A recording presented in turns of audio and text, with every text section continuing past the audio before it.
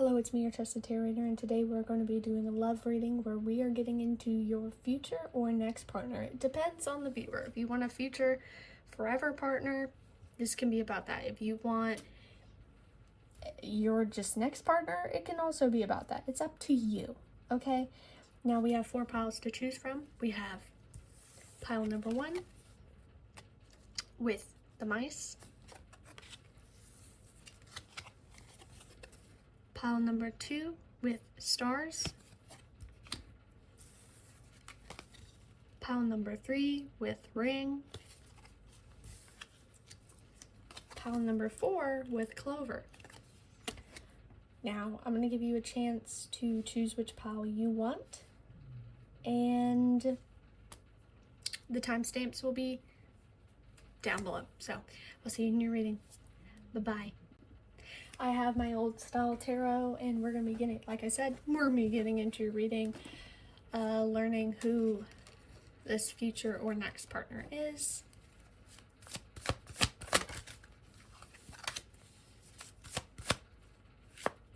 Who is, oh, there's a piece of hair in my cards. Get out. Thank you. Who is piles 1's future or next partner? Who's pile 1's future or next partner? Ew. We're gonna get one more card, so let's put these together. Who's pile 1's future or next partner? Future or next partner. I kind of wish I took. Okay. I'll take note of that one. Let's move this right here. Okay, fine. You can just sit over here. Or down here, actually. Nope.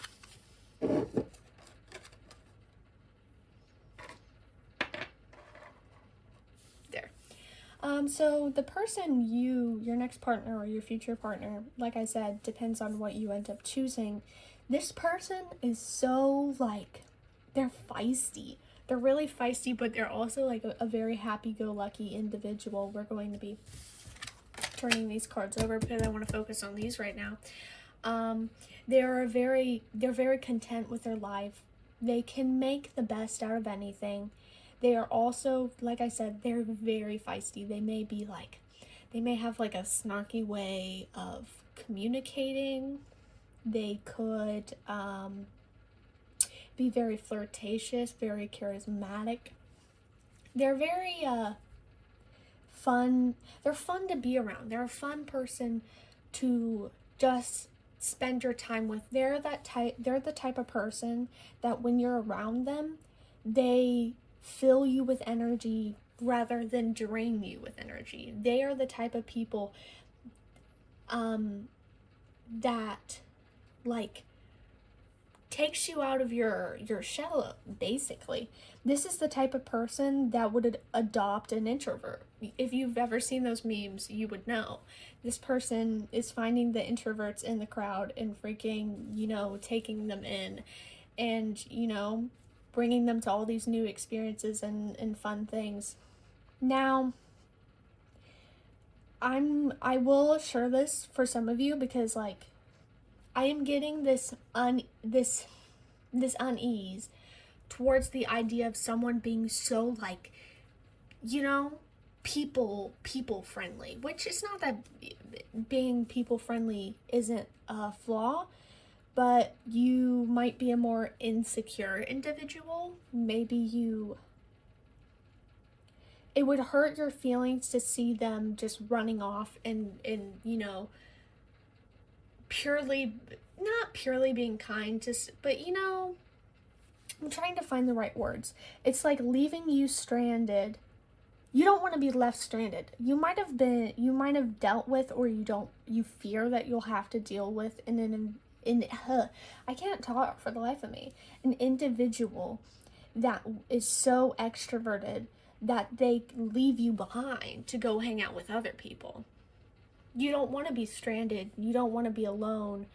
I imagine this big, like, event and a big party. For some reason I keep thinking of, like, college parties. But anyway, I'm thinking about college parties and there just being a lot of people, a lot of noise, loud music. Who knows? Maybe some drinking. Depends on the age. Come on, guys. Let's be illegal. But, as I was saying, you don't want this person to get to this event with you, with the intention of spending time with you, and then run off to go spend time with strangers they don't even know. Or run off and prioritize this random introvert person just because it's in their nature, because they have a very caring nature.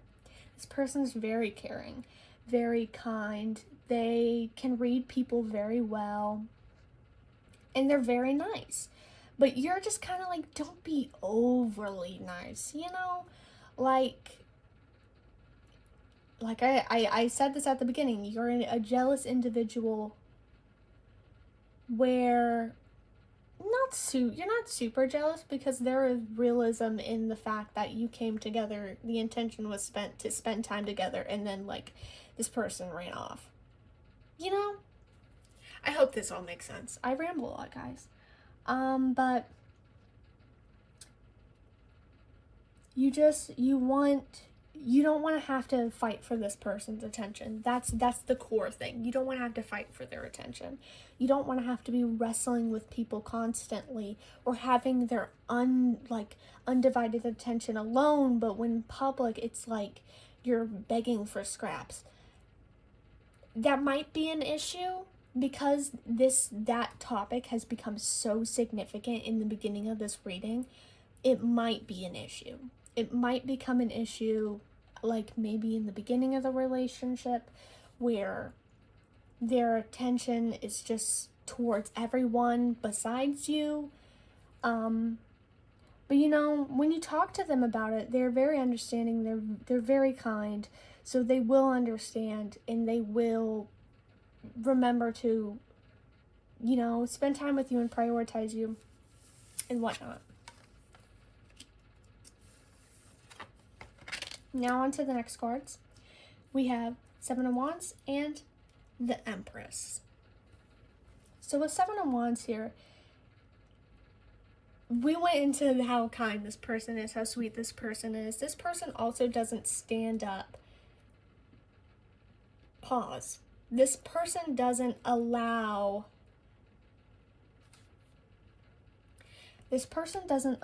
people to step all over them, or anyone that they love, or not even people they love. If they witness someone being unfair or unkind to someone, they will stand up and call that person out. Even with Knight of Swords here, it shows that their justice is very important to them, and being fair and being kind is very important to them. And they can be mean. They can be really mean. They can find, like, pinpoint where it hurts, and just, you know,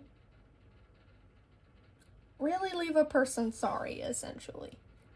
They can be really mean, but they're not mean, you know, they're mean when they have to be mean. They're a wake-up call, because you don't realize how mean they can be, or how, like, sharp they can be as a person, until you witness them standing up to someone who was being, you know, unfair. Like, and with the Empress, we've discussed this before. They're very nurturing. They're very kind. They might be an individual who struggles with giving too much, and you might have to, because I'm kind of getting this, like, opposite energy.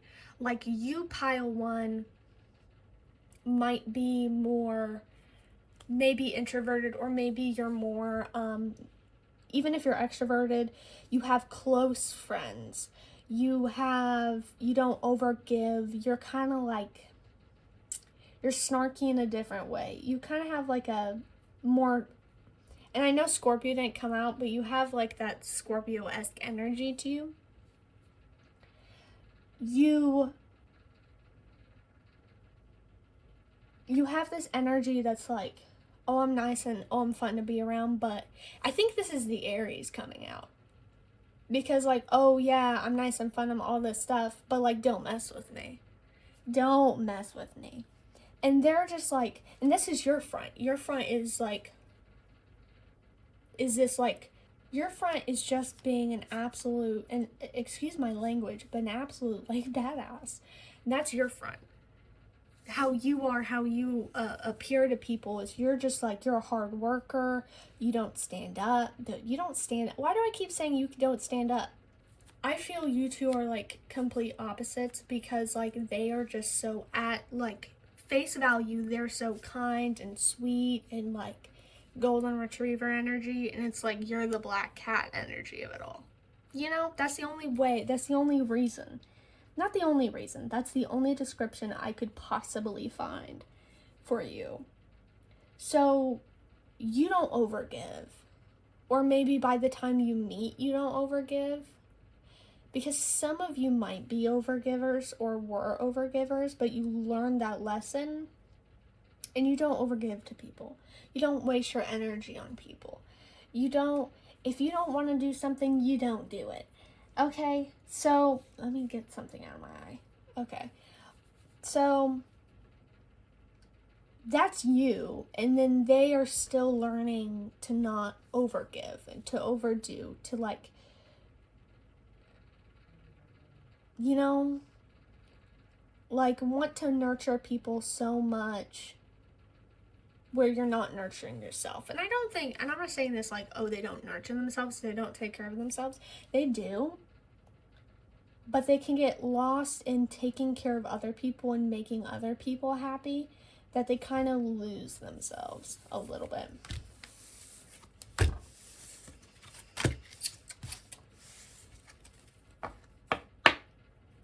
So that's interesting. What else do we want to get about this person? I mean, that was a little dive into who they are. So maybe we should get into how you guys meet. Oopsie daisy. Okay. Star, how does pile one meet their person? Spirit. How does pile one meet the person? What? What?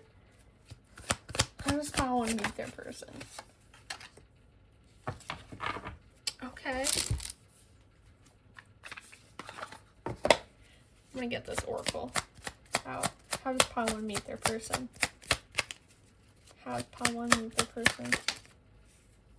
Now, before I get into this, I didn't get their astrology, so I'm gonna go and run and get their astrology. So, what is some possible signs of pile one's person? Okay, that's too much. Pile one's person. Saturn. Interesting. Pile one's person, please. Okay, Virgo. The opposite of Virgo is Pisces, so maybe they're Pisces rising.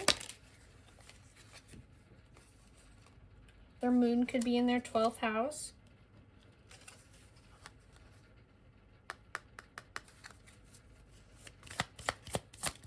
The 11th house came out, which is interesting. 3rd house. We need astrology signs, my guy. Okay. You put this right here. We got Virgo, remember that, guys. Let's get some more possible astrology signs for pile one's person. Pisces. There we go. What did I say? Pisces. Pisces rising. Sun, moon, rising. I'm mostly getting sun or rising for you guys. I'm not getting moon as much. Pisces again. They may have a Pisces stellium. Aries also.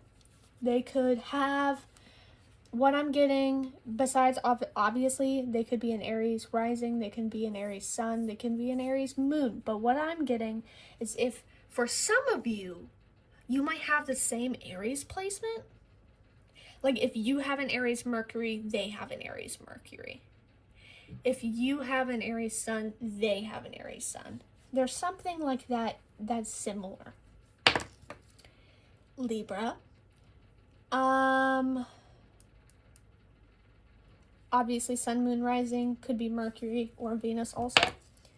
In Sagittarius, sun, moon, rising. Or like not Jupiter. Something else. It's not okay. At Pisces again. So we're gonna be done.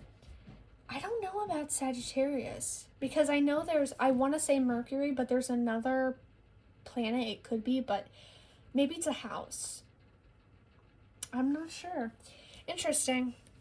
But anyway, on to this reading. Surprises. Judgment.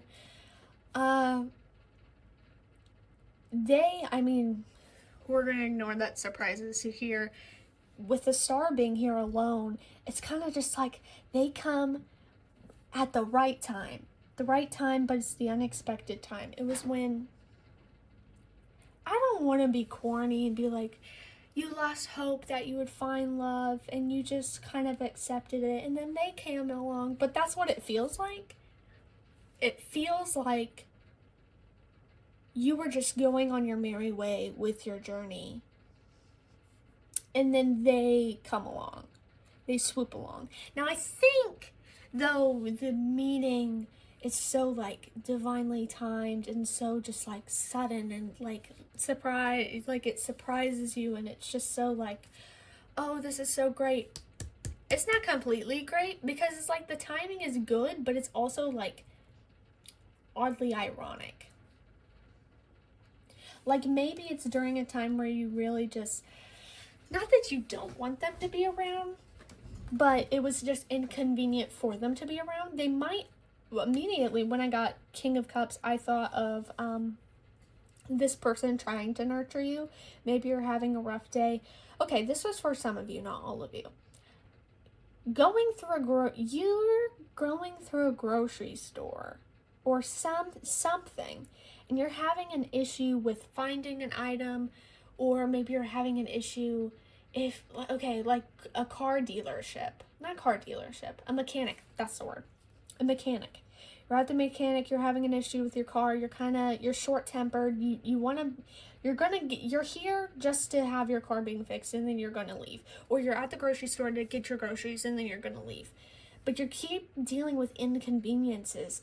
And then this person comes along like, ah, that's them. That's them coming along. Then this person comes along and they try to like help you and you're so mad because you're just like, I don't want to be helped right now. I want to be left alone. But they're just so sweet and so nice, and you could tell that at first you might not tell that they're being genuine. You might think they're just doing their job and you're like, listen buddy, you can leave me alone. Like, you can go help someone else. I'm leaving now. But after a while of talking, you can just tell that, like, they're being genuine, that they're being honest, and that they actually want to help. And you feel that you're softened a little bit because you're like, okay, fine. Like, this person's a little cute. This person's a little, like, all right. Like, I'll let you talk to me. Like, that energy. And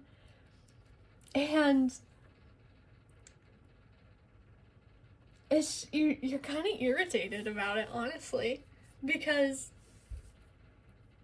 you're irritated because you want to still be irritated. Like, you're like, well, internally you're like, my day still hasn't been good, but why is this person like switching it up all of a sudden? Like, why are they like, ha, you know? But they're really sweet, and the interaction may be very short. But they'll give you their number, or, because I feel like there is an exchange. I'll grab some cards, but I feel like there is an exchange, and not like a, maybe we'll see each other again. Now, obviously for the other collective that aren't going to grocery stores or mechanics, like, the story still continues where it's like, you're doing something and you're annoyed with doing something and they come around and help you. Like if it was a work situation, they're also a co-worker and they're helping you. That doesn't, wait, let me ask my question. Do they have an exchange, or is it like a till we meet again, you know? My computer just turned off. The devil? What's the devil doing here? I'm putting you back in. What's this about? Okay, maybe you don't have an exchange. Maybe you don't exchange numbers immediately. Maybe there's something in the way that keeps you from doing it. But maybe you go back to that same grocery store to go meet them again, you know? Maybe that's what happens. Yeah, because maybe it's like, metaphorically, like, oh, time stole them from you. Not time, because that makes it seem like they died, but like, they got snagged away, and then you couldn't get their number. You couldn't talk to them more. And you were a little sad about it. You were a little sad. Just a little.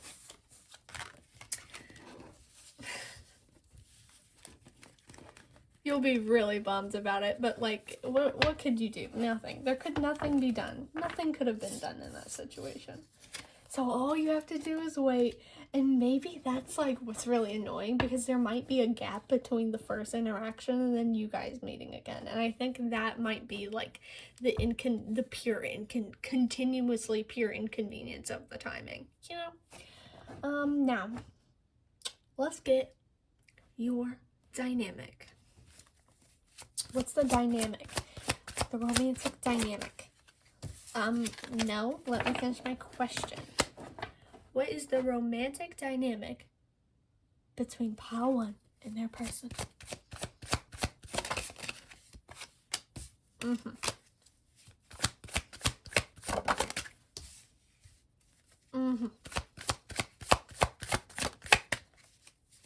Romantic dynamic. Romantic dynamic. What? Okay. Let me get one more.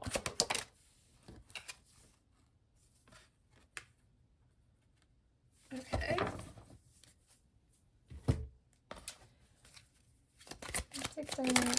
Jesus. You know what? Okay.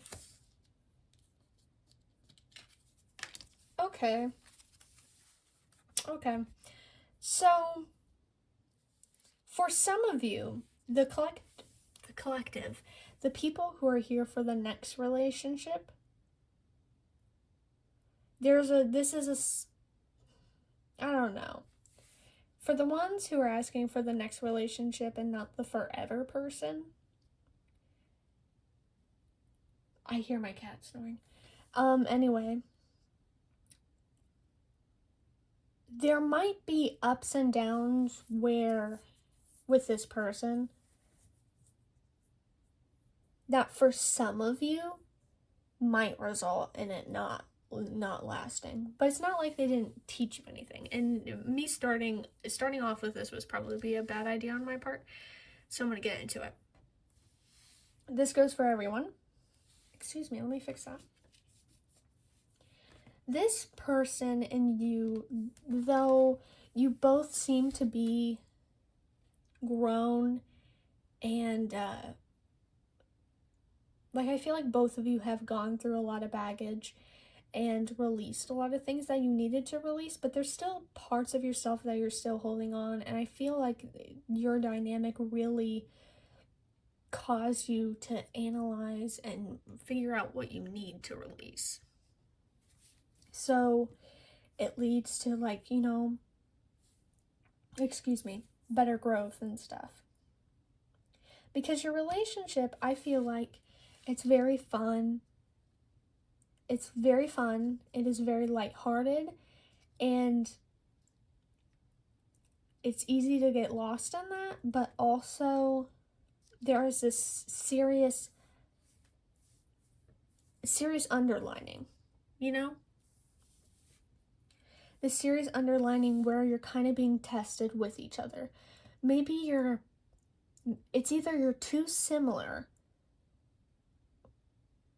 where you're mirroring each other and realizing your own faults, or you're so different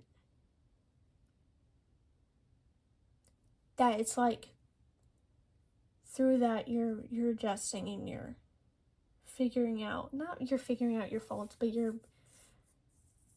it's more, they'll point it out because it's just, it's the complete opposite of them.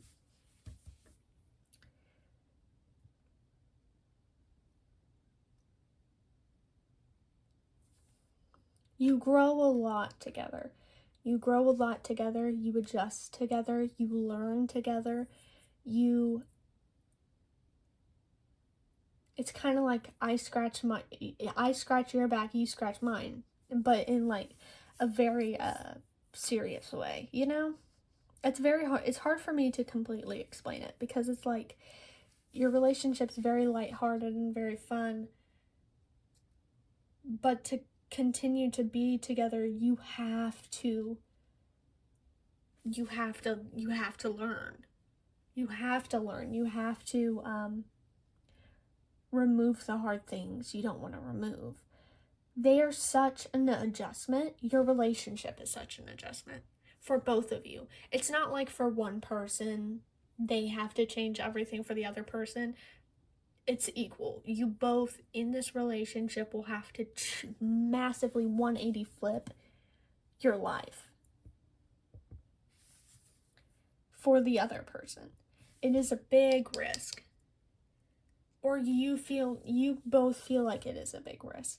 That though there is a lot of happiness and there's a lot of like, good emotions and memories with each other, there's also so much change that it's like, it's very uncomfortable for both of you. And so there's a risk that if you don't adjust with each other and grow alongside each other, then you're going to grow apart and then you're not going to be together.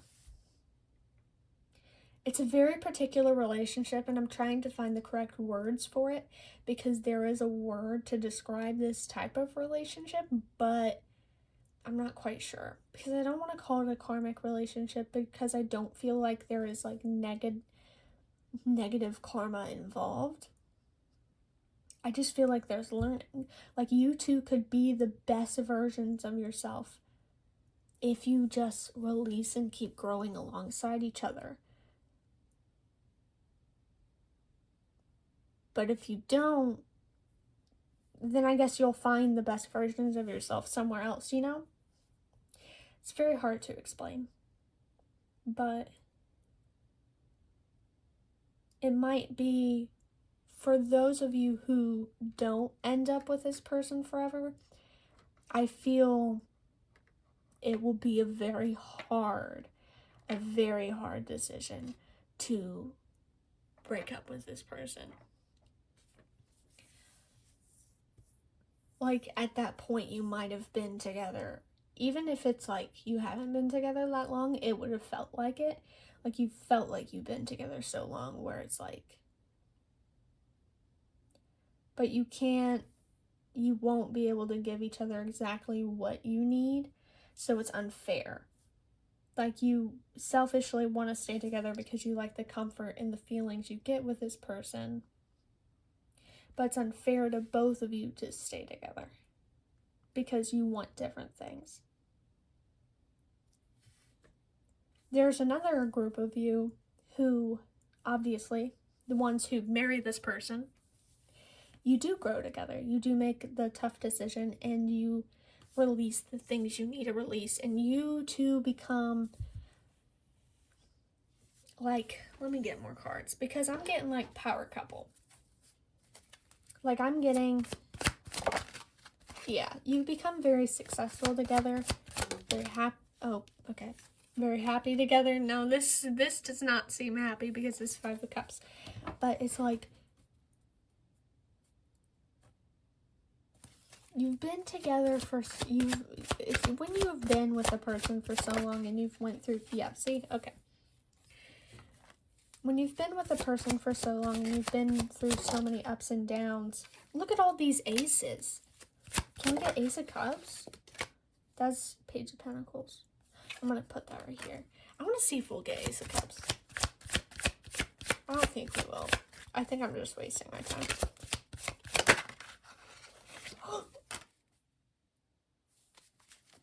Wait.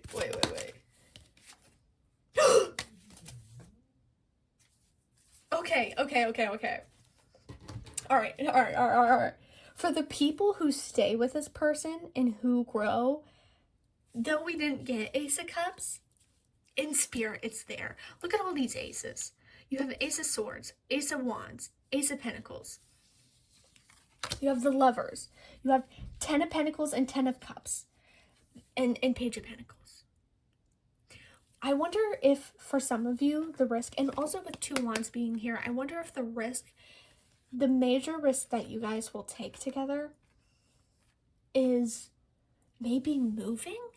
Maybe you move to like a different location, to a different country, you move, you change, it's so like, it's like such a, like your life has been flipped upside down. It's not recognizable anymore. It's such a 180 that, you know, obviously it's uncomfortable, but it's like you start over. I don't know if maybe you financially start over, like you move because both, like, you're financially struggling. Like maybe you move in with this person and just financially both of you are struggling, so you move to a different location, you get different jobs, and then you find success. You find happiness. You're like I said, you're a power couple. You're each other's like go-to for person, best friend, everything. You know, if you didn't have each other in each other's lives, you'd be lost. And it's not like you guys both separately can't like survive without each other, because you're both hardworking, very just like, you're stable and hardworking people, but like you feel so complete and you are just so much more powerful together. And that's because you released, and you learned to grow, and you learned to have hope in your relationship, and hope that you guys would collectively both figure it out, that you have each other's backs, that it's not a mistake, and that, like, you know, you're each other's ride or dies.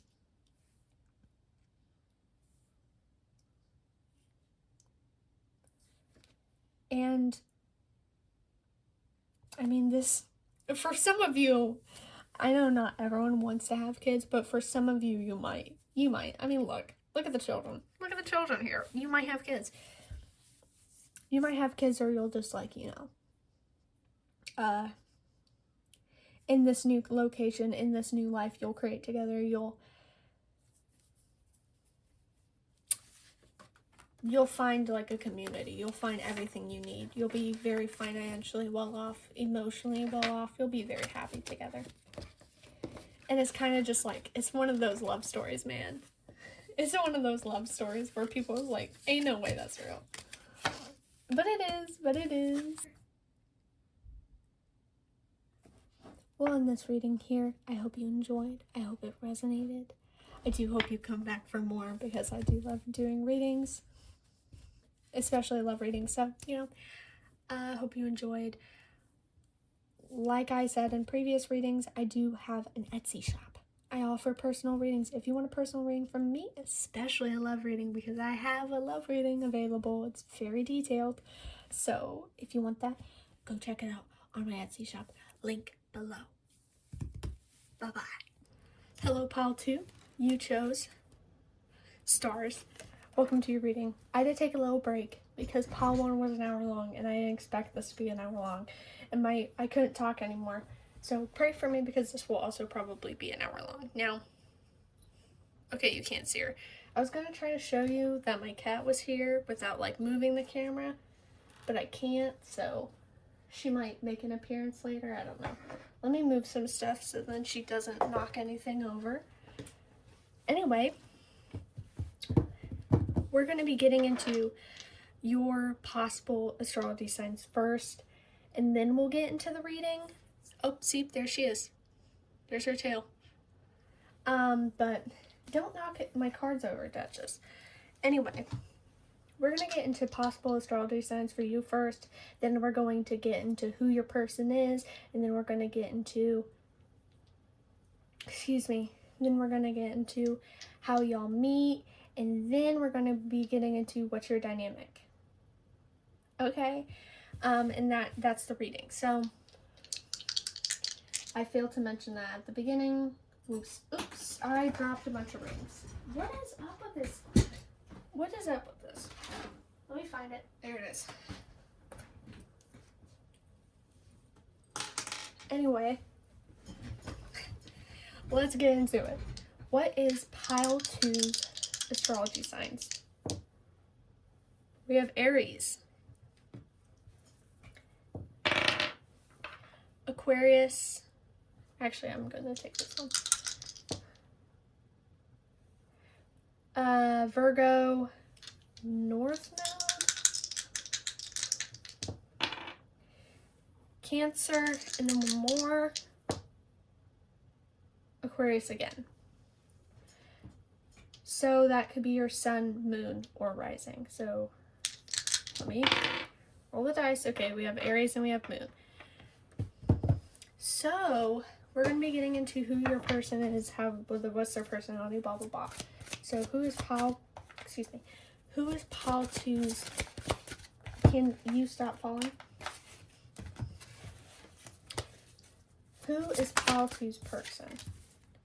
Okay, let me do a quick a little energy cleanse thing, because that's the same card as pile 1 got, and that's fine if you get the same cards, but I just need,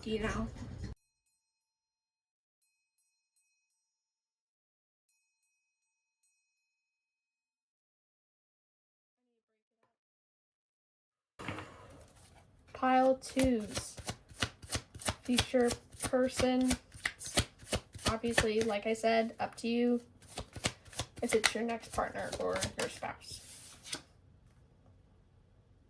Okay, what is this energy? Give me a second.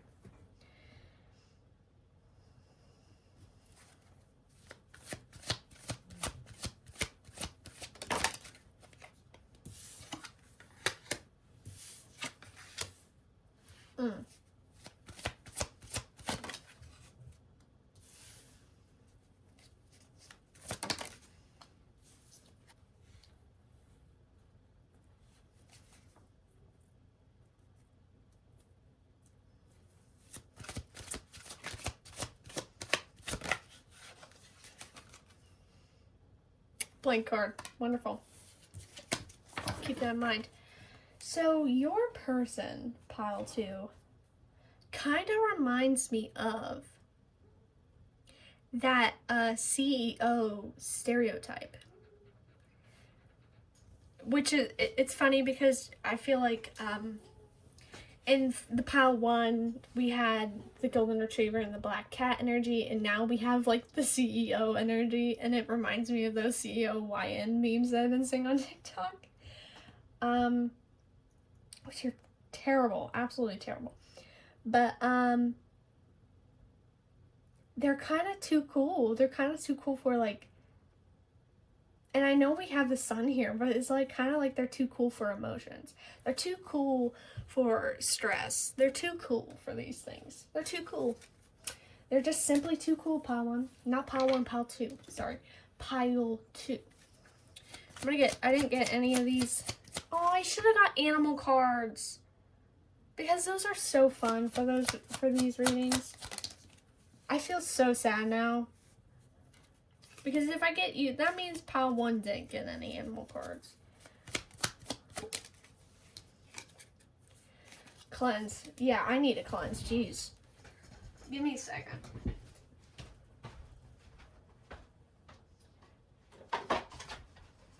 Trust me, I'm incredibly sad. These are my, obviously, pocket animal spirit deck. Oops. I love using this deck to get the personality for people, because you can kind of use the animal archetypes as, oh, I also have other archetype cards. Man, I'm really slacking today. I'm slacking. I'll remember for next time. I'll do another reading. I'll do another one and we'll do more details. But we'll do this for you guys. Tell me more about Paltu's person. Paltu's person. See, the lone wolf. Jesus. This man or woman, but for a lot of you, it's probably going to be a man. Peacock. Oh, Jesus. What a... He's too cool, guys. He's simply too cool. I just realized there's nudity on this card. You can't really see it that well. I'll cover in editing. Just in case. I don't know how... I don't know how YouTube will be. Sorry. Anyway, we'll do another reading. And we'll get those other cards involved. For now, we'll stick with this. But, he's just too cool. He's too cool for it. He's too cool for emotions. He's too cool for stress. He is very just... And I cringe as I say it. But he's very alpha male energy. He is very... He is the boss. He is the CEO. And I keep saying he... But like I said, could be a woman. Could be. And the reason why I'm making a bigger deal out of the fact I'm saying he instead of like they. Pile 1, I said they the whole time. And now all of a sudden I'm saying he. Like, I feel like for so much, a good chunk of you, this is a man. A very macho man. But I'll switch to they. They are, like I said, too cool. Too cool. Too cool for this business.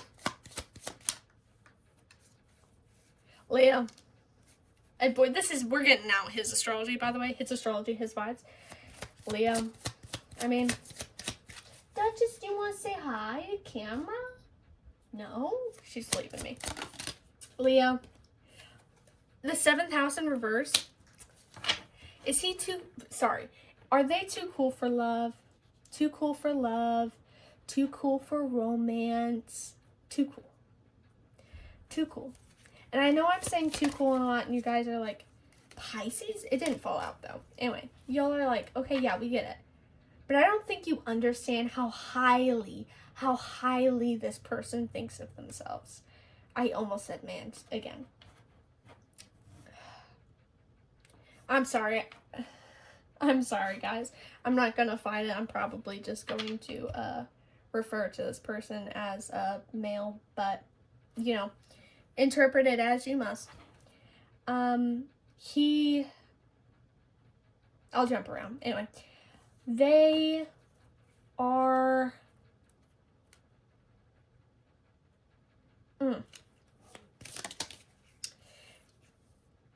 Mars, Jesus. He's too cool. He's too cool. He's too macho man. He's too, like for like romance and for like those things, it's like, don't need it. Don't need it. What? Don't need it. Earth. Very grounded though. Very grounded. Very, it's not like they're rude. They're not rude. It's just, he's not as fun. He's not fun to be, not that he's not fun to be around, but it's kind of like, you just tell this man, like, listen, dude, let loose. Yeah, 5th house, let loose. Can I get any more astrology signs or not? Moon? Okay, but what's his moon sign? What's the moon sign, though? 8th house. Moon in the 8th house. Okay. Moon in the 8th house. The moon isn't supposed to be in the 8th house, so that could be like emotional suppression. He suppresses his emotions. He suppresses it. He's a blank card. You look at him. You look at them. And you don't see anything. They're not open about what they fear. They're not open about what they want, if they like you. It's really hard to tell these things. And that probably was why this reading was so strange in the beginning. I'm going to use this dice to get some more because I'm not getting a lot of astrology. Capricorn. There we go. There's Capricorn. I knew it would be here. Capricorn, Leo, Cancer. Okay. Sun, Moon, or Rising. Cancer? What? Cancer again. Cancer Moon. Maybe Cancer Moon in the 8th house. Cancer Moon in the 8th house means Sagittarius Rising.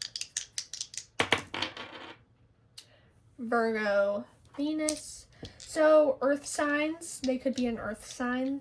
They could be, I'm not getting Aries as much. Leo. Cancer is very significant.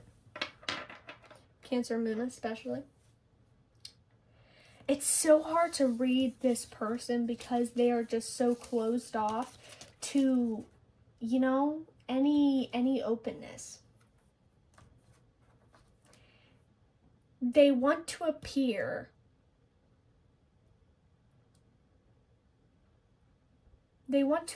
more like unbotherable. And because 5 of Swords is like a negative card in the fact that it's like, it's kind of just like, you won the battle, but at what cost? This person wants, this person is what cost is like, I'm gonna hide it. Like, if this person wins, they're gonna act like it was the best thing ever, even if it wasn't, you know? They're the biggest faker known to mankind. And not faker as like a sneaky snake faker, but like so gung-ho, so set on being seen and perceived as this one thing that even if something bothered them, they communicating with this pal is so hard. And it's not even you. It's just this person. They're just not, they're not it. They're not it.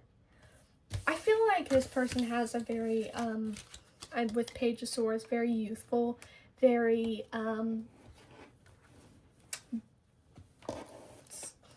boyish, energy. But like I said, they suppress it. They suppress it. They suppress it. Oop. Lovers. But maybe this person's a romantic at heart. Maybe it's like the movies, guys. It's like the movies. Where it's like macho man CEO is too good for love, too good for romance, too good for all these things. But they have a soft spot for you. And where did I put my cards at? Oh, I blacked out. Anyway, they have a soft spot for you. They want romance. They want that forever person. They want, you know, romantic dates and all these things. But, you know, they're trying to be too cool. Can I get anything else about this person's personality? Though I pulled a card, the repulsion is real. The repulsion, the pushback is strong, people. The pushback is strong. So we'll move on from learning about your macho man who represses all their emotions and things. How tragic. We're gonna get into how y'all meet. How does Pile 2 meet their person? How does Pile 2 meet? How does Pile 2 meet their person? How does Pile 2 meet their person? How does Pile 2 meet their person? This isn't an answer, people. This isn't an answer. How does Pile 2 meet their woods? Oh, okay. Woods.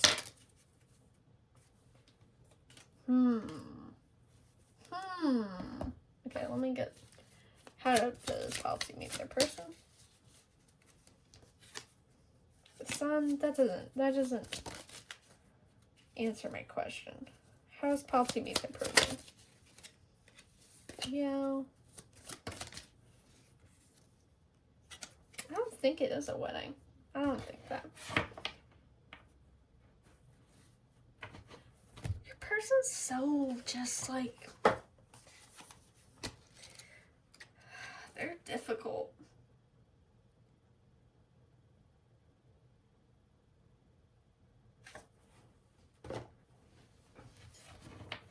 They're real difficult. Blank card again? No, give me answers. Give me answers. Please give me answers. Anyway, with 10 of Cups, it could be, for some of you, it could be a family event. It could be an event with friends. It could be, it might just be in a place where, I don't know. Okay, let me get how you are during, how does Pile 1 feel during the meeting of this person? And like the environment. How does, I wonder if you met this person before. If you met this person before and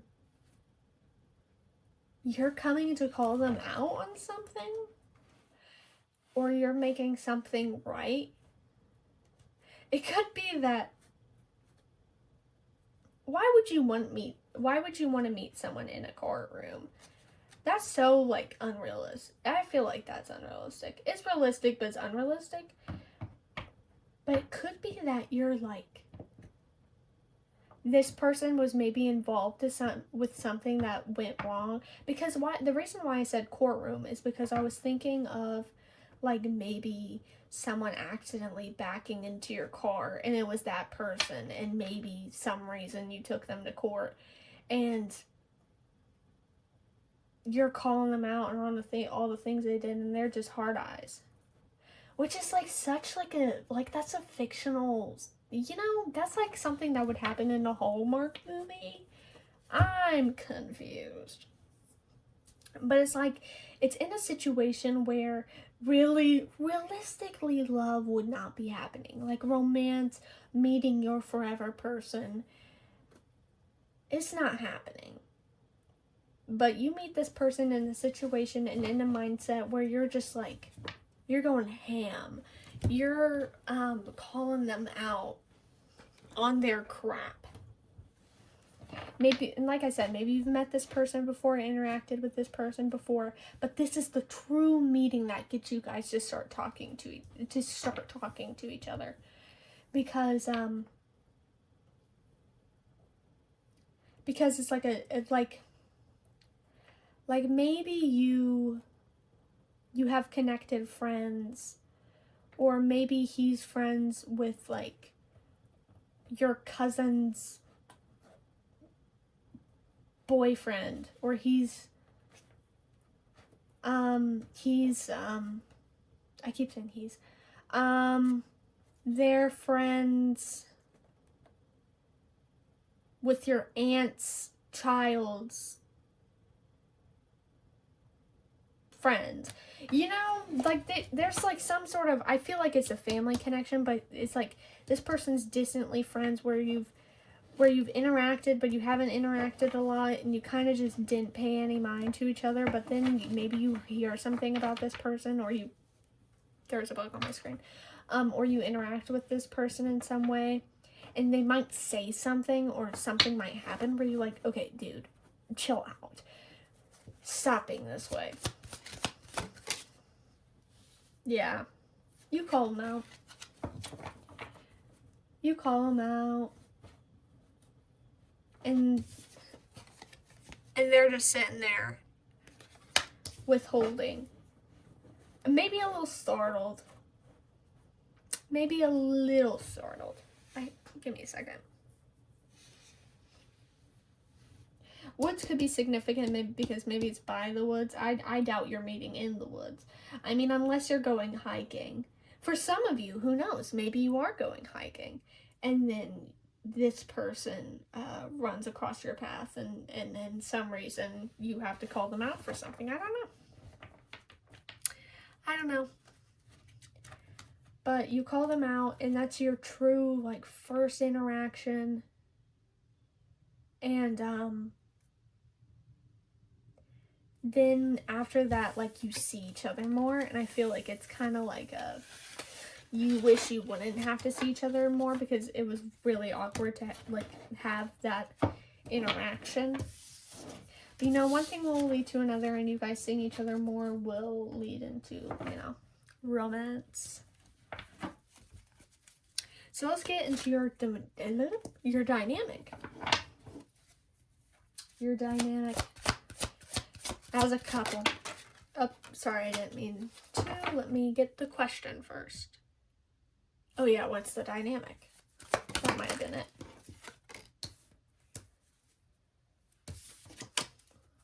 What is the dynamic of, let me finish my question.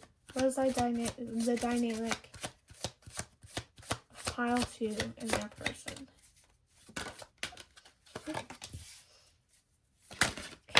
Oh, good Lord.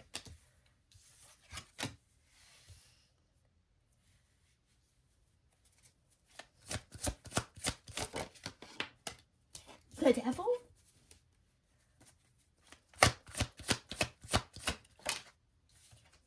I keep thinking of that freaking Minions.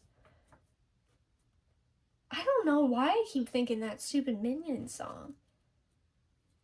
I forget, because it's not even like the actual song, it's like a cover of the song, but it was at like someone's wedding.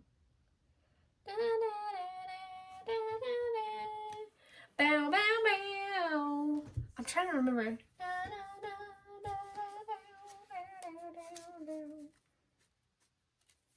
I don't know. So that song was I Swear. There are 2 different versions of the song, one by John Michael Montgomery and the other from All for One. John Michael's version was the first version, and then All for One did the second version. And then apparently the Minions did a cover of the song on, I think, Despicable Me 2, and I some reason remembered that. That's not the point. The point is, also, if you heard my phone going off in the background, please ignore it. Anyway, listen to the song,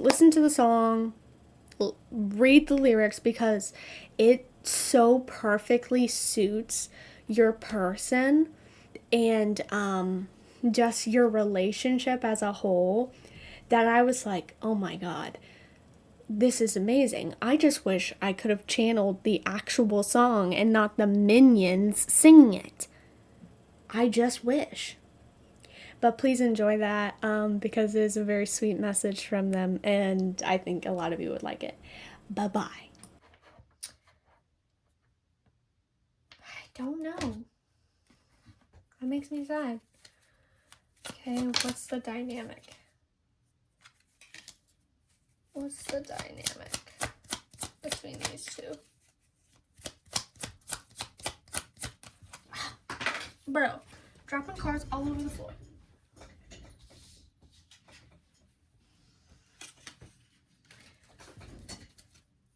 This person's a real peach.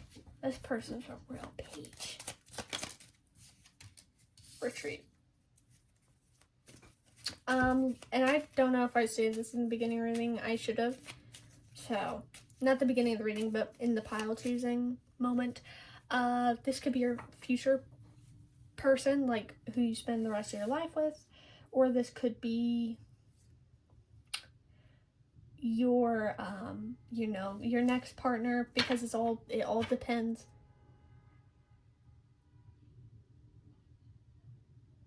Okay, well, it all depends on the person and what they are asking. So, does that say AW? Huh. Is that the name of the guy? No, it's not even the name of the guy. Anyway. AW could be significant, guys. In the first reading, I went over the scenario of the people who it's like their next partner, and it is in the selective few who it will be short term with. This one might be the same.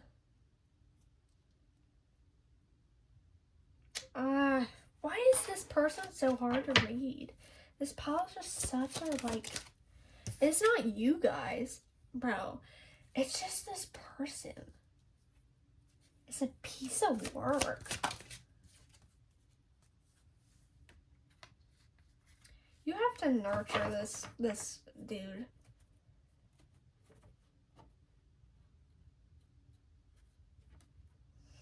This is so weird. It's not weird that it's negative. It's just like, it's exhausting. This person, your dynamic, because this is your dynamic. Your dynamic is once again like the complete opposites who like can't get enough of each other. It's kind of, it's not, I don't want to just walk around and be like, okay, this is weird. It's weird. It's weird. It's weird. But like, it's like you get this weird thrill with being together. And y'all need to calm down with that. Calm down with that, and then like have a chill pill. Like,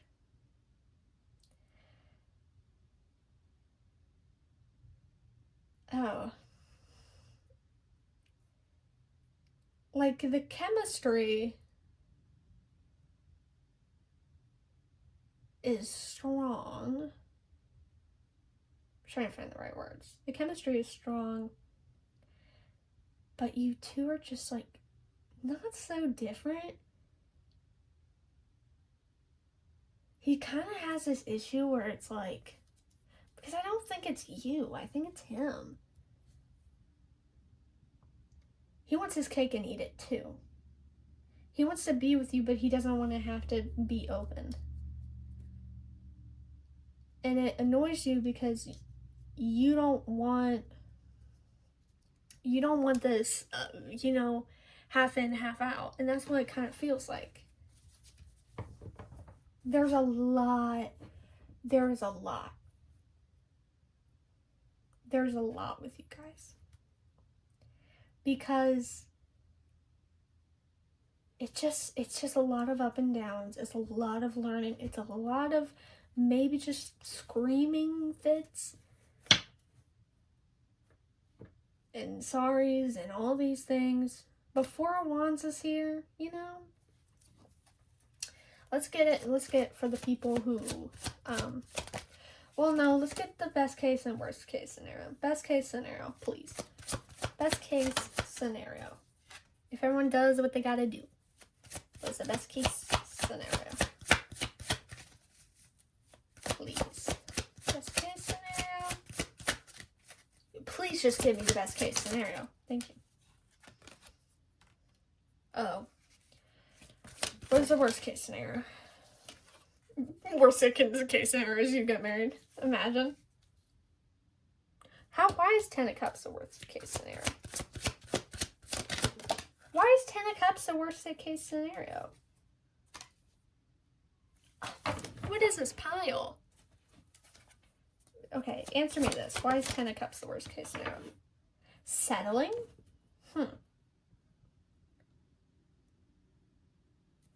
Maybe the worst case, even though it's 10 of Cups and that's like emotional happiness, maybe the worst case scenario is just settling for what things are and not fighting for better. And not that, because like I said, for some of you, this person's like, yeah, for some of you, this person's your forever person. And obviously, you have the choice to marry this person or not marry this person. It's your life. The universe doesn't control you. So if you genuinely just don't want this, don't take it. But for some of you who marry this person, it's not like you marry, bro. It's not like getting married is the settling. It's the settling for certain behaviors and accepting that, well, he won't change with this and this. Or like,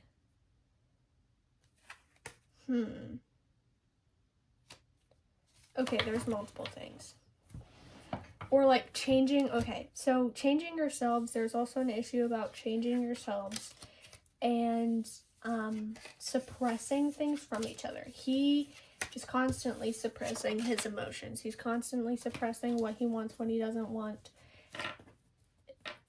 You want an actual partnership. You don't want to be this, not that he's wanting you to be his mom, but you don't, because, okay, this is nothing about being his mom. Sorry.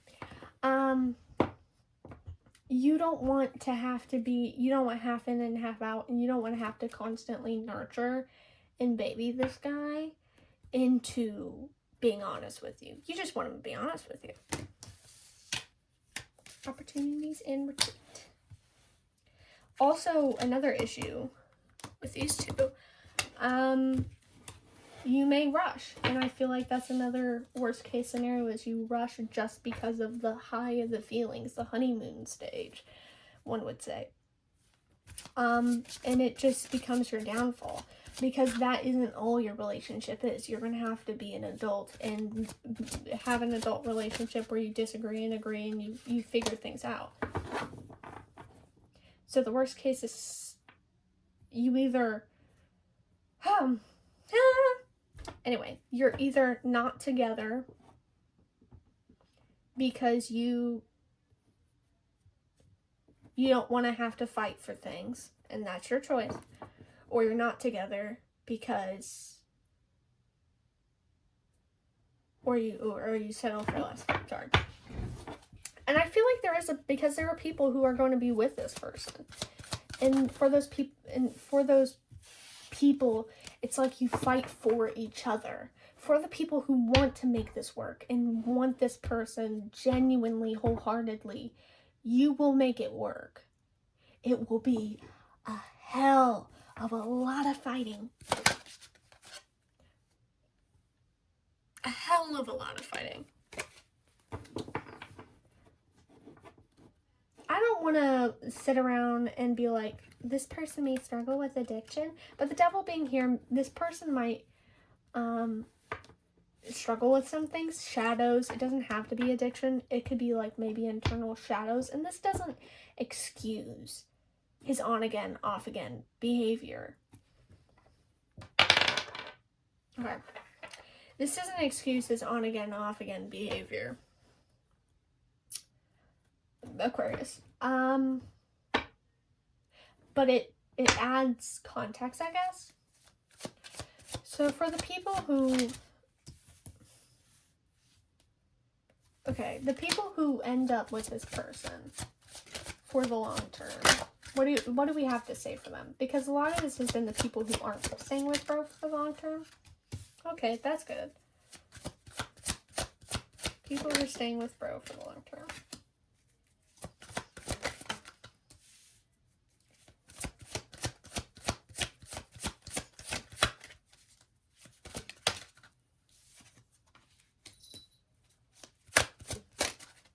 Yeah, it's going to take a whole lot of work.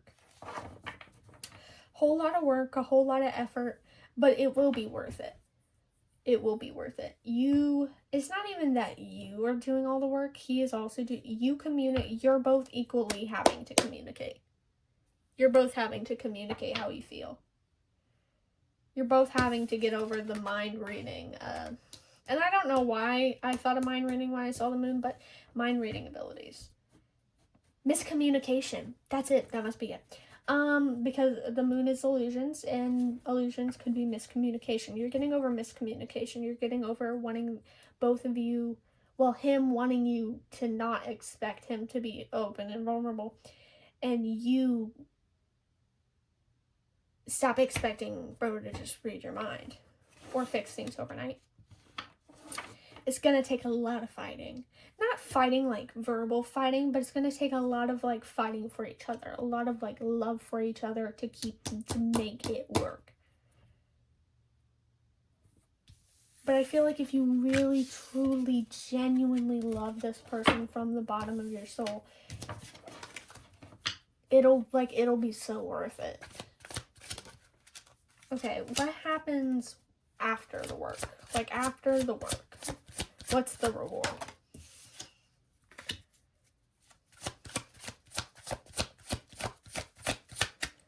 Yeah, you're his favorite.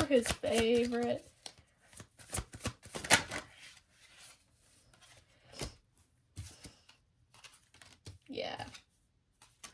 Then he will, and this is more, excuse me, okay, so this is more him being the peacock and showing off. Not, like, look at this. Okay, give me this card, please. Look at this. Look what he's offering this lady. Oh, ignore the snake there. Look what he's offering this lady.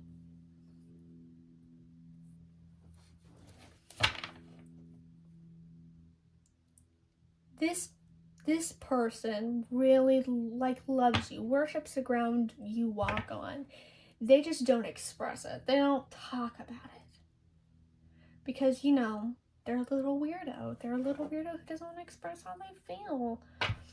But, this person really does worship the ground you walk on and wants to provide and give you everything you could ever want and more. This person is your ride or die. And and I feel like this is what's really the saving factor for you, or what really, okay, let's say you guys got in an argument, and you don't expect that you don't expect to talk to each other for a little bit. You just expect silent treatment, whatnot, because of however the fight went. But then this person will do things or say things that will rebuild connection and apologize, not in a small subtle way, but apologize in big ways, but without words. Because good grief, this person doesn't, this person, it's not that they don't, it's that they struggle with it. But okay, but I imagine if you were, let's say if you got sick, this person would absolutely rush over, even if because I keep imagining really bad stormy snowy weather, and it's probably not ideal to go out on a car, but this person rushing to get to your location to make sure you're okay and to take care of you, because this person wants to take care of you. This person doesn't want you to ever feel like you're not a priority, or that they don't love you, or they don't want the world for you. They absolutely love you. They love you, and they'll tell you they love you, and they'll show you in grand, not dramatic, where it's you're just, not dramatic ways, but in ways they will, big ways, they will show you that they love you and that they want to take care of you and that they are sorry. It could be through humor. It will probably majorly be through actions, maybe music, Jokes, like maybe like he'll say like a deprect no words, come on. But you know what I mean, like jokes against the self. He wouldn't say it like to be like emo and be like, oh, feel bad for me, but like, you know, if he screwed up, he would joke about it and genuinely mean it, because like he knows how he is. He knows he's an idiot. Not literally an idiot. This person is very smart, but like in times, this person's an idiot and they know it. And they'll joke about it.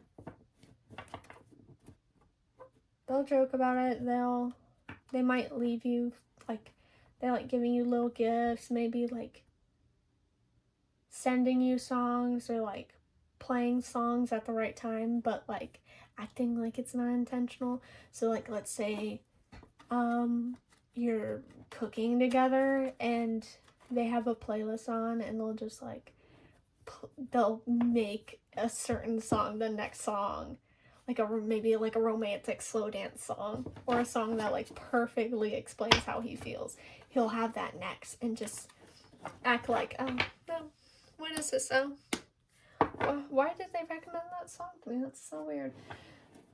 So this person's not entirely bad. It's just it's gonna take a lot of work and a lot of doing. And you guys, the ones who are with this person for the long term, y'all got it. Y'all got it. For those who won't be with this person for the long term, it's not that your relationship will be negative. It will not. Because like I said, what I said still stands. This person does love you. This person will, you know, go through extremes for you, take a bullet for you, all these things. But, you know, some of you just might realize that you're not going to settle.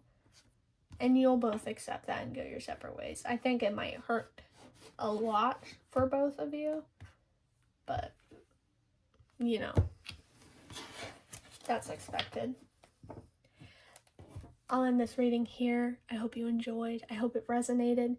I have an Etsy shop. I do personal readings. I offer love readings. They're very detailed. I love doing love readings. So, you know what? You can drop by if you want. Link to my shop down below if you want to check that out. So, hope to see you there. Hope to see you in future readings. Bye-bye. I was literally recording and talking this whole time. Or I thought I was recording and I was talking this whole time, and apparently I wasn't recording. Dang. So, anyway, in this reading, ow, I hit so hard I gave myself like a zing in my finger. Anyway, your pile 1, you chose the ring. Pile 1? This pile's a mess. Anyway, hello, pile 3, not pile 1. It is the next day in my defense. So, we're going to get your astrology dice to show possible astrology signs that you have in your chart. I went on a rant about this. I don't really take the planetary signs all that seriously. My God. What is going on? Anyway, I don't take the planetary signs all that seriously because if it's a slow-moving planet like Pluto and it comes out in Aries, it's kind of unrealistic because it's like, okay, no one here has Pluto in Aries. But I need to be more realistic and be like, well, maybe Pluto's in the first house. Maybe Pluto's in, you know, I think I need to start taking them more seriously, but for the longest time I haven't. But anyway, let's get into it. We have Gemini and we have Venus. We have the Sun and Libra. We'll grab 2 more. Aquarius and the Sun. Oh, hello.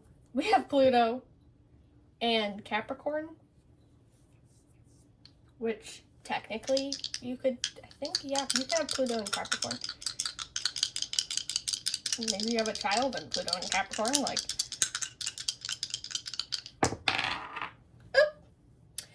And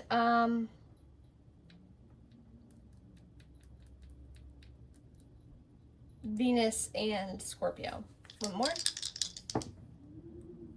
Sagittarius and I believe this is the South Node, or that's the North Node.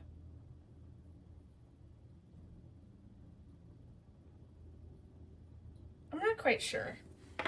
Not quite sure, guys. I'm not too skilled in the nodes. But, where's the cards? There they are. We're going to be getting out the tarot. What is going on? I need to freaking mute my computer real quick because my Discord's going off and I don't want that going in the background. Anyway. We're going to be getting into, if I didn't already say this, we're going to be getting into who your person is, what's their astrology signs, how you meet, and then the grand finale, how you guys are as a partnership. Like stated in the beginning of the reading, this does not have to be about your forever person, your spouse, your whoever. This could be about your next partner for either a long-term or a short-term situation. Blah, blah, blah, blah, blah. So it all depends on what the viewer wants. Anyway, so let's get into your reading. Excuse me. Who is pile 3's person? What are they like? Okay. I guess we're gonna keep that a surprise. Okay.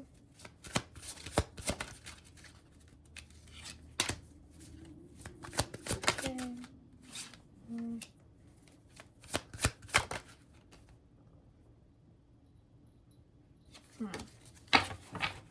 Interesting. Let's see what's it. Oh, Lord. I'm gonna get the astrology. This person. Oh, why am I dropping crap? We don't want moons. Mercury. Solar eclipse. Okay, fine. We won't do it right now. We'll do it in a bit. Let's get into it in a second. Let's grab some of these, the animals. A bird, a unicorn. This could be immediately, this could be like a childhood friend or someone who perhaps was in your childhood. Maybe, okay. Maybe this person went to the same school that you went to, but you never crossed paths. But like when you meet and you're dating and you're getting to know each other, or you're friends and you're getting to know each other, and you realize that, like, oh my God, we went to the same school. Oh my God, we lived in the same home, like the hometown. My mom was friends with your mom when she was in high school, you know, like that type of stuff. It's very just, it's unexpected connections. Here, every time I see this, this card, I kind of laugh because it looks like this baby is just wearing a piece of, like, steak on, their hair. I know it's like a little hat, but I always think it looks like a piece of steak. It's very unusual. But, this person is very... I know Mercury came out in the astrology, so Gemini would make sense. They have like this Gemini energy to them. They are on the friendly side. I wouldn't, because pile 1 had a very friendly person, I wouldn't say that they're like, you know, the largest extrovert known to mankind, but they are very friendly and they are very nice, and they kind of have, with the hummingbird and the unicorn here, they have this sense of like whimsy to them. They're very happy, they're very content, they're very grateful in their life. They may have went through a lot of hard transformations. Like, they might have struggled with maybe themselves. Like, they have some shadows that they struggled with, habits they struggled with. maybe they hung around the wrong crowd of people, but there was something that really, like a shadow that lingered over their lives for a very, very long time. And that whole experience and that whole journey, it made them smarter. It made them resilient. You know, they learned, I heard a bug. Anyway, they learned to have like strength and to stand up for themselves and to make something out of their lives because they know they're deserving of a lot more than they treated themselves. You know, like maybe previously they thought they deserved less, but but after like but after like a very intense moment, they learned, like, you know what, I can't be treating myself this way or acting this way for the rest of my life. I cannot. They're a very,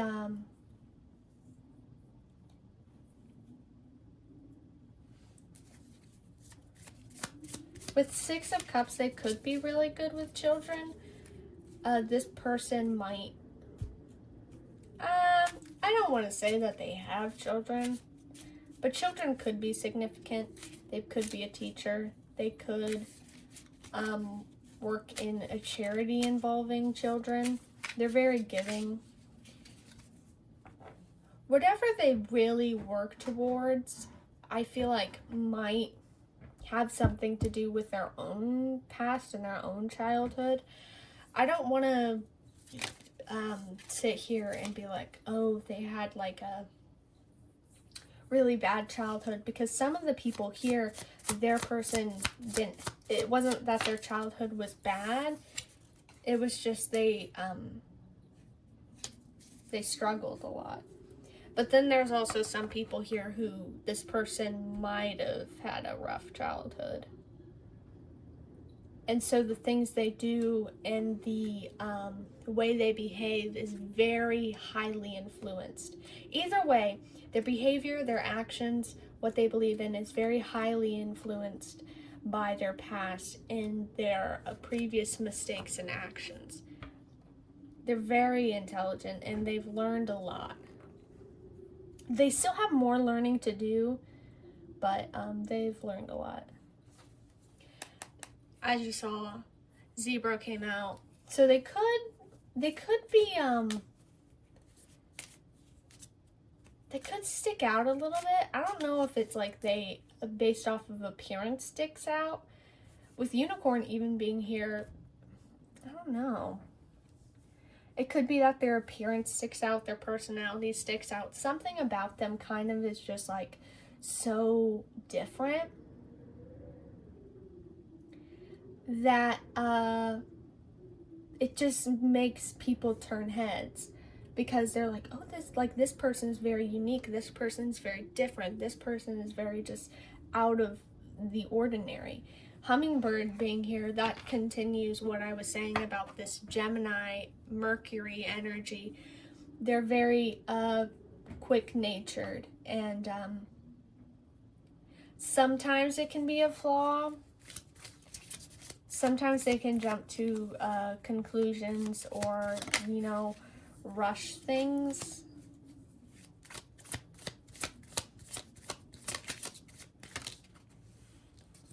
The sun might be in the 9th house. Travel might be very significant. You might travel a lot in your, when you guys are together, they might travel a lot. I don't think long distance will be a thing, but maybe for some time, like if you're together but you're not serious and they still travel, there might be some long distance, but I don't think it's very long, Libra. So I'm gonna take that out. I don't want to take the moons because I don't really find them to be, I'll show you guys in case you believe that they're significant. Cancer.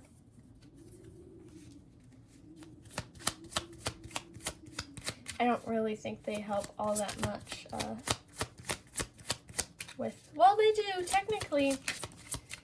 technically the moon cards could be aligned with a personality or with, you know, with those sorts of things. So I probably should start bringing them into an equation, but I'm not quite educated enough to confidently be like, oh yeah, you know. 8th house. They, like I said, they could work in a charity. They could work in a, I don't want to say mortician, but like, you know, something that is helpful, but in like a very unusual way. They're very unusual. They're very unusual, but they're very sweet. I'm using my phone right now, so I can't go look because the guidebook is virtual. It's not, it didn't come with the deck, so I can't look. They're very, like I said, like ambitious. They like to explore, they like to learn, they like to better themselves. Like, and continuing it, it can be maybe a flaw in a way. In my mind, I am imagining how for some of you, something might be an issue or might be something you discuss, but I can't quite figure out the words to describe the situation. But it's like they're so go, go, go that sometimes you might feel last to their ambitions. In reality, you're not last to their ambitions. In reality, they do love you dearly and they do want to prioritize you. So that just might be a conversation that gets had. I'm going to roll these dice. We have Aries. Aries again. Sagittarius. And Taurus. And one more. And Scorpio.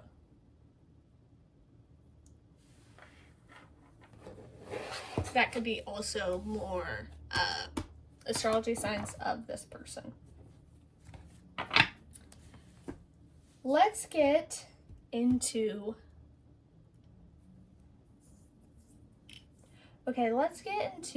how y'all meet.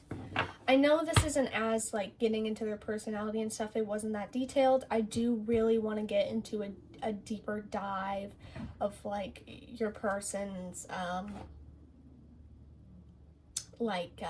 their personality and stuff. So I am planning on doing more love related readings to hopefully get more in depth about these sorts of things, but you know, I gotta start somewhere and I guess it's here. So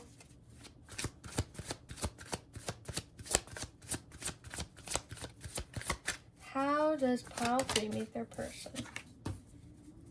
How does pile 3 meet their person? I'm not quite sure if that should be in reverse. Let me.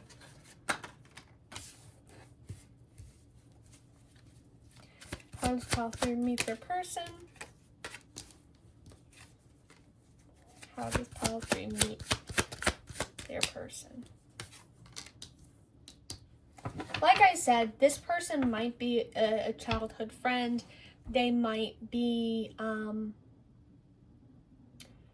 for some people, it could be one of those, like, because I said previously that it might be an issue that this person constantly is running after dreams and not prioritizing you. It could be the situation that maybe you had a high school partner, and this high school partner did what this person did, which was prioritize goals over you, and then you're reuniting with this person.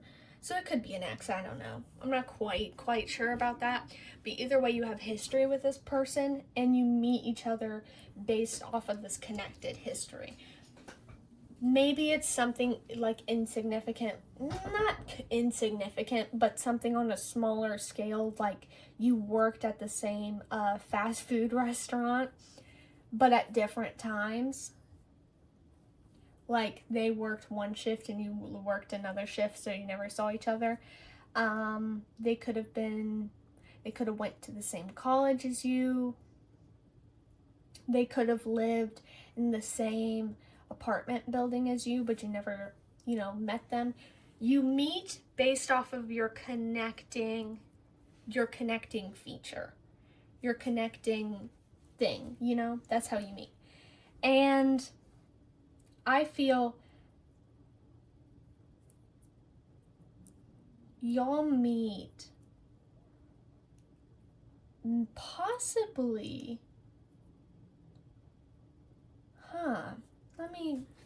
because I'm quite torn. Maybe you guys meet when you are moving on to something else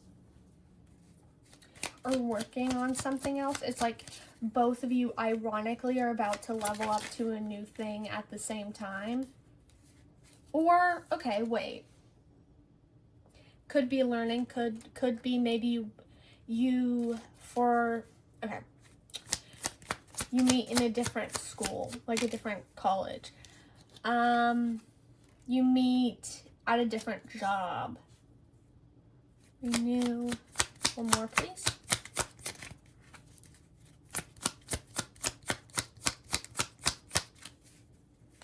One more, please. Thank you. Time.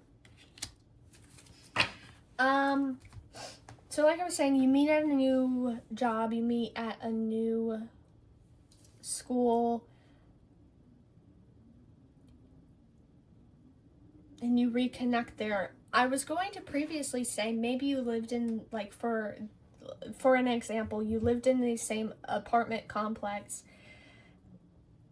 but you never met each other, and then you move into the same, like, street, but then you meet each other there, and then you find out, oh, like, we lived in the same apartment complex? That's crazy, Or you went to the same college, you never met each other, you work this one job, and then you get hired to a new position, and you meet them at that new position. It's like you're leveling up and you're moving on to something else, and then you reconnect, even though you secretly had history within the same complex, in the same situation.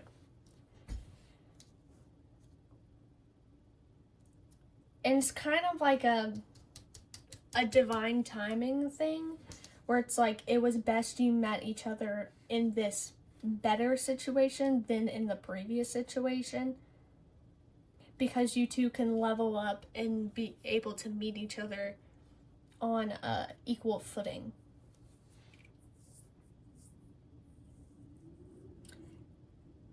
This doesn't say a whole lot about your interaction. I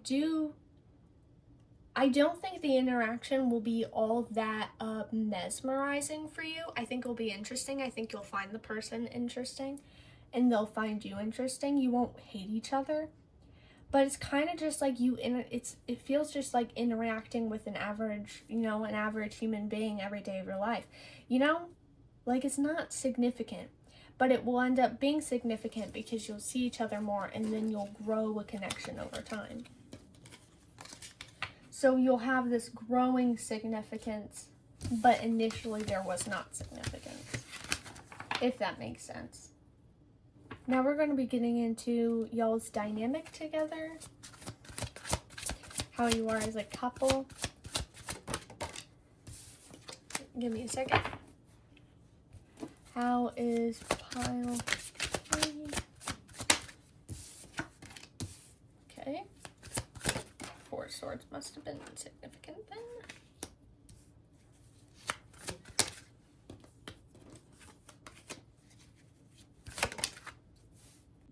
I don't know where I left off. Anyway, let me scoot my chair forward. As I was saying, we are getting into how your dynamic with your person.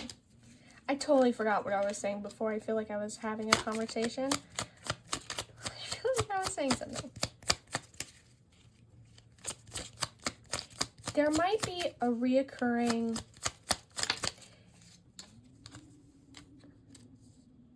you pile 3, you might be more of, you want stability, you want to be home, you want to have a safe and secure place that you always return. Cat hair. Anyway, a safe, secure place you always return to. You don't want to, I just realized it's facing the wrong way. Yeah, the camera was facing the wrong way. That was annoying. Anyway, you don't want to be on the move forever. And I feel like that is a difference between you and your person, is they are go, go, go, and they want to be all these different places and do all these things. And you kind of just want to, like, you'll go on an adventure, but you're like, okay, when can we go home though? Like, when do we reach the point where we find the forever spot and we stay there, and it's like, you know, our happy little life with, if you want children.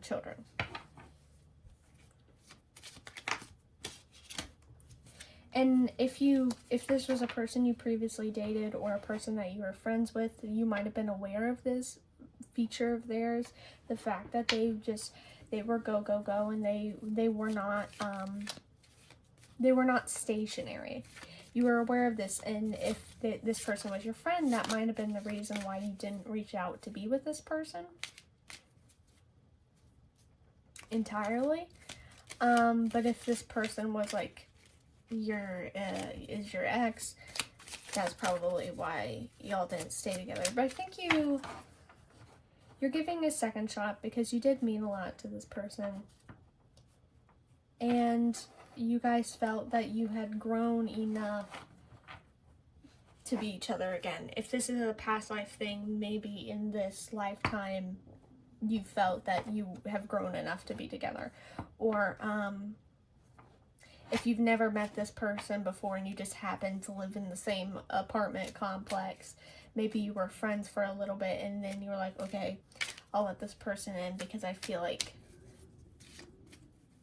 we've grown enough. Like, we can get over our differences. And you will. I feel it's not hard for you to get over these differences for both of you. This isn't about you, you know, letting go of your dream of being stationary. This is about both of you figuring out how to, what's the word?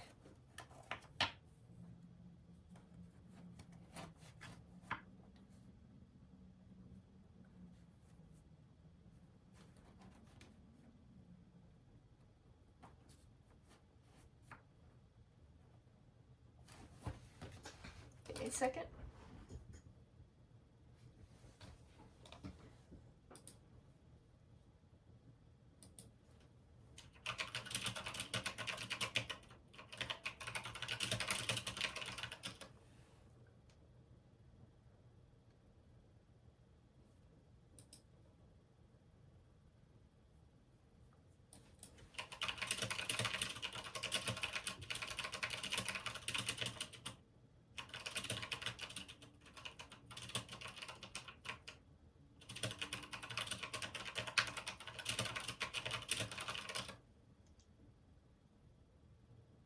Compromise, that's what it was. Anyway, you're compromising for each other, essentially. You realize that you both are more important than everything else. And you can have what you want. You can have, okay. Maybe it's weighing out importance, but also you can still have what you want and still have this person, which is kind of weird because it's kind of like the, oh, you can have your eight. No, you can have your cake and eat it too. No, you can't have your cake and eat it too. But it's like you find a compromise. You find this middle ground. Maybe middle ground is you guys have a stationary home, but you make sure to do trips together, or, you know, you make sure to go out, like out on drives, or maybe like, you know, bigger vacations. You make sure to prioritize what the other person wants. You make sure to support the other person in their own journey.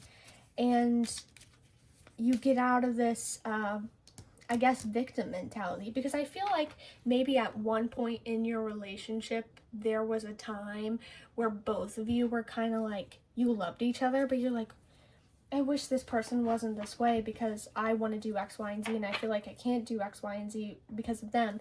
And this is the universe being like, there's actually a very, maybe not even universe, maybe this is like the people around you, like friends and family being like, dude, there's literally like a compromise y'all can do. Chop, chop. Chop, chop. But you find balance, and you end up being able to do what you both want, and you find happiness in this in between, in like unexpected things. You work through it because you do genuinely love each other. Now, what is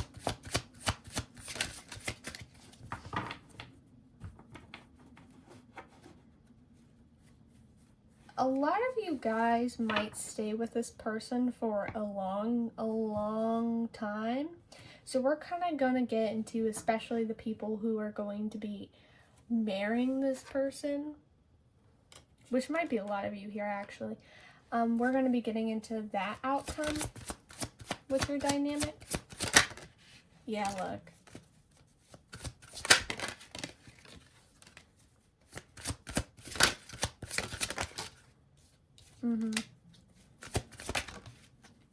The devil. Okay. Y'all have a lot of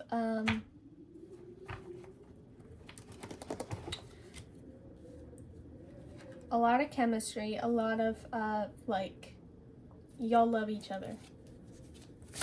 Y'all are each other's other halves. Now you're kind of like an old couple. There's this, with this, it's giving old couple. It's making me think of like feisty banter and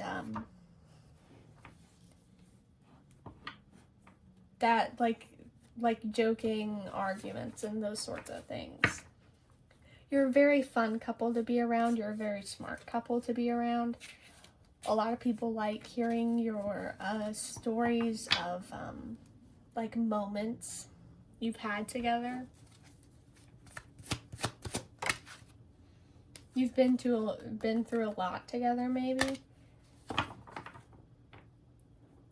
You are, oop, that was a very nasty sound. Anyway, you are each other's other halves, and you better each other in this lifetime. They make you a better person, you make them a better person. You love each other very dearly. It's kind of just like, you are truly best friends. Like, even, oops. Well, I'm sorry, I keep making loud noises. Even in the small chance that you guys don't work out, you two are still like the bestest of friends afterwards. The bestest of friends. Y'all are like this. Best friends, love each other to death. You love each other. You think nothing but the best about each other, you know? All these amazing, sweet things.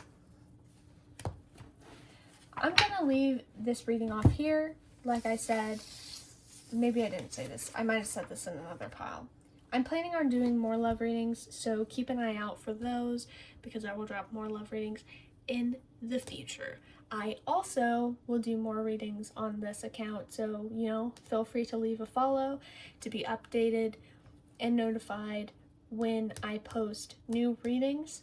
I also, if you are interested, offer personal readings on my Etsy shop. You can find that in the link down below.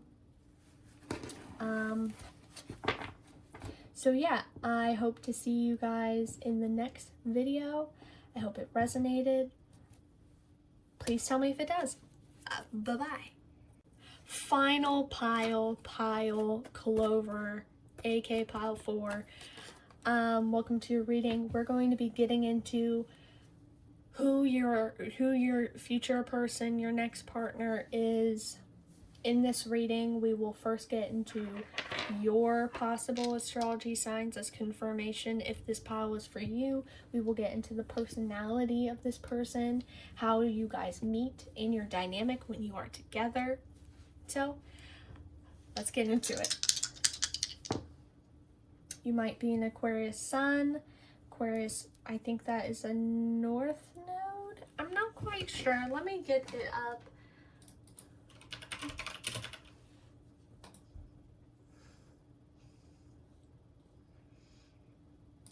Yeah, this is a north node.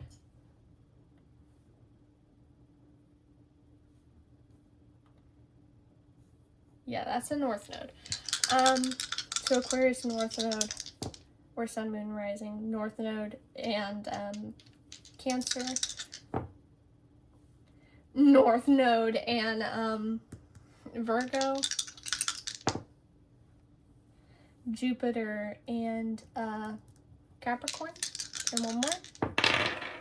Capricorn and Jupiter again, one more. North node and Cancer. Virgo, okay. All right, fine, and Pluto. So we're going to be getting into your person's personality, animal cards to see what they, what their vibes, and astrology cards, and my old style tarot. So we're going to get into it. Who is pile 4's person? Who's pile 4's person? Who is pile 4's person? Who is pile 4's person? So as you can tell, there's a lot of feminine cards here. So this person could be very feminine or nurturing or, all these sorts of things. Or maybe this is a woman. It's up to you. It's purely up to you, pile 1. Take what resonates. Pile 4. Take what resonates. Leave what doesn't. This person is, and I already said this, very gentle, very nurturing, a sweetie pie. Very intuitive, perhaps. Maybe works in,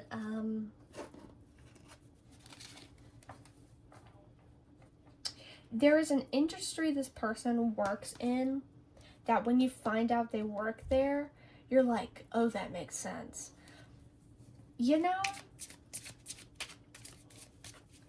There's a lot of blonde cards, so they could be blonde.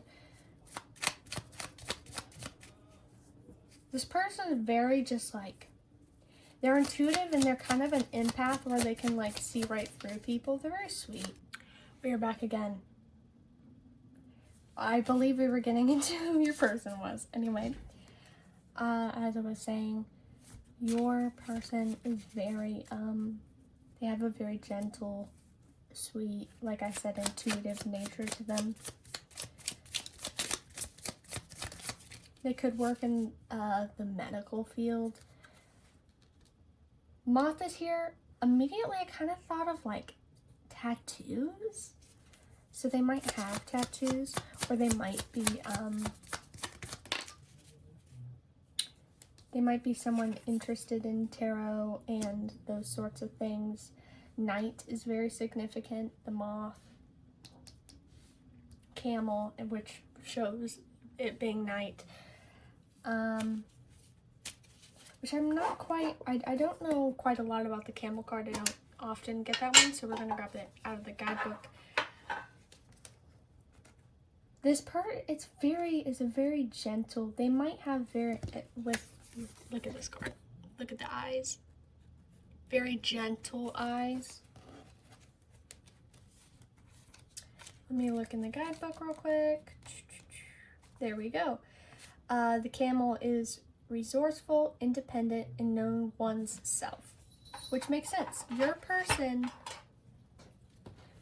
is aware of who they are. We have the owl right here, which the owl is intelligence. The owl is often, oh, the shark is back. I forgot I got the shark because I accidentally put everything back in my deck. The shark is back. That's beautiful. The moth, the shark, and the camel. They are just so smart. So very smart. So smart. Likely very uniquely beautiful. Not like uniquely where it's like, okay, they're not. Like, there's something about them that's just like beautiful, but it's like you don't see that often in other people, essentially. Let me get what the shark is about, even though I don't really have to, technically. Hello. It's a very tiny, as you can see, guidebook, so it's kind of hard to... There. The shark is direction, exposure, and revealing true nature. Is intriguing, captivating and mysterious. This person might have like Scorpio placements. Water placements are very significant. This person's a hard worker. This person is just, there's something so charming about this person. They might have a belief system that they hold very close to them. Tattoos could be significant, maybe piercings, you know. Wait, what card was that? What card showed itself? It wasn't Taurus, I don't think. Whatever it was doesn't want to show itself again. What's some astrology signs of this person? Earth, very grounded, very nurturing, very sweet. I might have said this could work in the medical field, could. Uranus. Yeah, there's just such it's like an old soul energy. It's out of the camera. There you go. An old soul energy. An old soul, very sweet, kind, wonderful, so smart. This person is just like so just, like mentioned before, captivating. Cancer continues the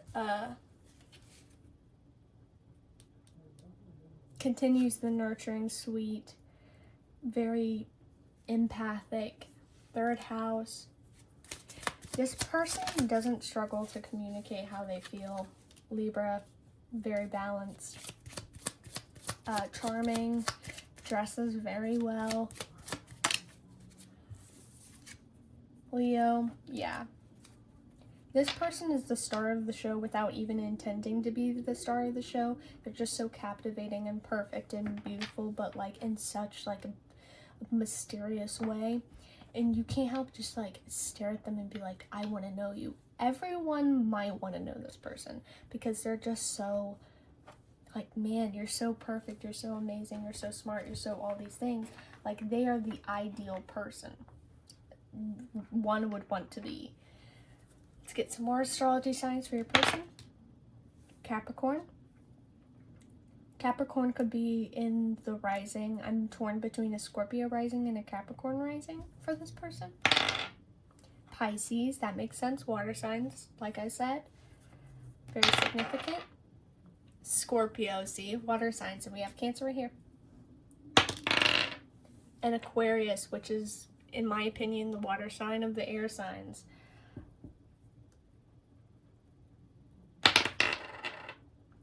And Virgo. All of this makes sense. This person is just so breathtaking, so wonderful, so beautiful, so just smart and amazing, and you want to smother this person with how much you absolutely adore them, and you just want to sit and listen to them talk for forever. They may have a very captivating voice in a very intelligent way of explaining things. They might have a lot of interest, and you could know nothing about the interest, but it's just like you want to hear this person talk and explain and just be them to their max because they're just so like, oh my god. I got no flaws. I received no flaw cards for this person, and you know what? I'll keep it that way. For this reading at least. So let's get how you meet this person. How does pile one meet? Ooh. How does pile one meet their person? Oh, the blank card. Oh no. How does pile one meet their person? This is interesting. This is interesting. Yeah, you might not, it's a long while, and in this reading, I never discussed time frames. I discussed, you know, maybe the event, the energy of you meeting this person. But I feel like it could go any way. You could choose any path with these two cards. I feel like you could choose any path and you would still somehow find this person, you know? Like there's this layer of surprise.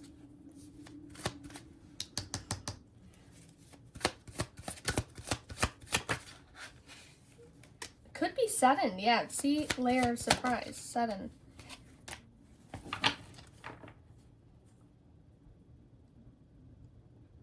Could be something related to giving, a charity, a court, like maybe someone getting married.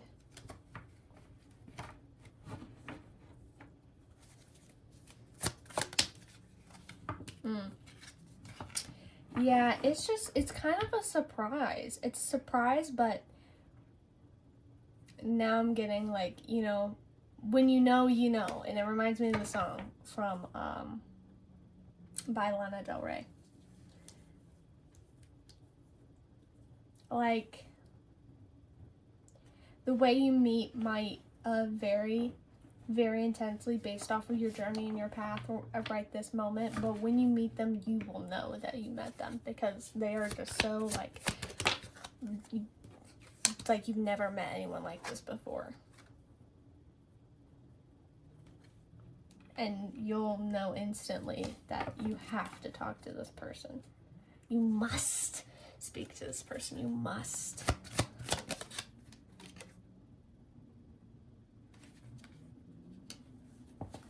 It could be in a place where y'all are showing off talents, or a place where your talents, your gifts, your specialties are being on display. Either way, a specialty, a talent, a gift is being on display, and it kind of catches your person's attention, or they catch your attention with their talents and gifts.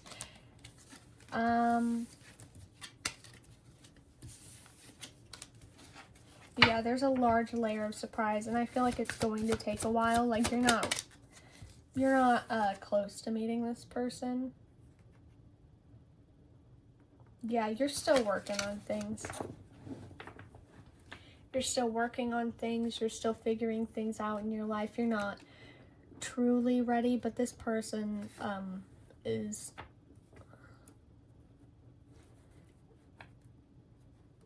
I said this before, your person may be an intuitive. This person might do tarot readings about you, or watch tarot readings about you.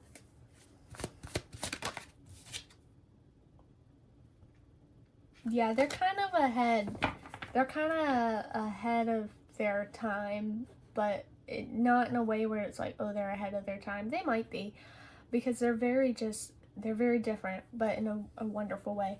But they could have dreams about the future, perhaps.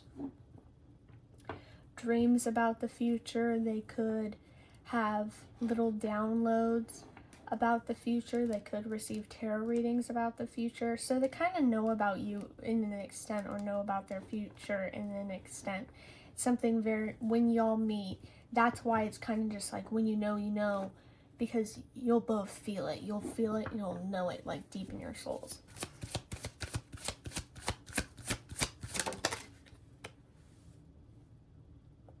They, like, take all your worries away. They're very sweet, they're very nurturing, they're very kind, they're funny. They're just like, yes, chef's kiss. Now let's get into what's your well, actually, I didn't get any of these cards for how you meet, so I'm going to grab those real quick. How does pile 1 meet? Not pile 1. I always say pile 1. Pile 4. How does pile 4 meet their person? How does pile 4 meet their person? Caution. The night. It could be nighttime. Maybe nighttime is like, maybe they're a night owl. Because night is very significant. Or you're watching this at night. Patience. Yeah, because you're not ready. And uncertainty.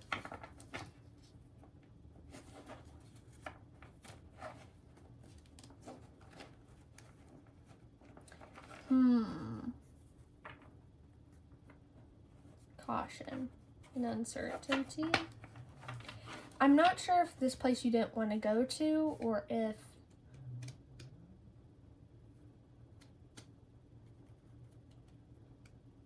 there's something with caution and uncertainty that I kind of want to get into when it comes into your comes to your meeting. So what do you mean by that? For pile 4, what do you mean by that?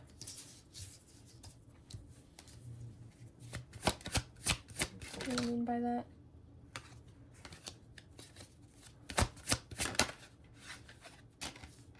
Huh? This is so strange. What do you mean by that? What do you mean?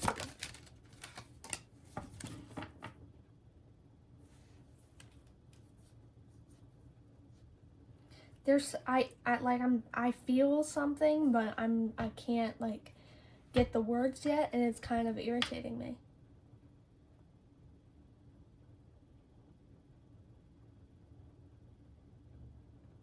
Either way, you're not ready to meet this person yet. You're not ready, and don't force it.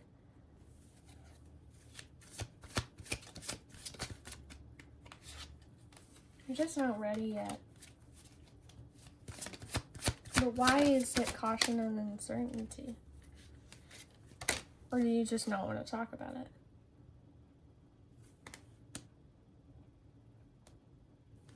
You either are not supposed to be there, or you didn't want to be there, or you're having issues with someone else that's there.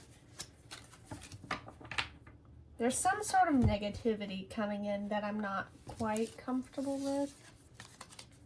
So, though I would love to give you all the context you need, I'm just gonna move on because it's a very weird situation.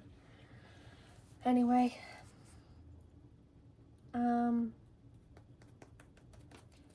what is the dynamic of pile 4 in their person when they're dating? What is the dynamic? Dynamic. Thank you.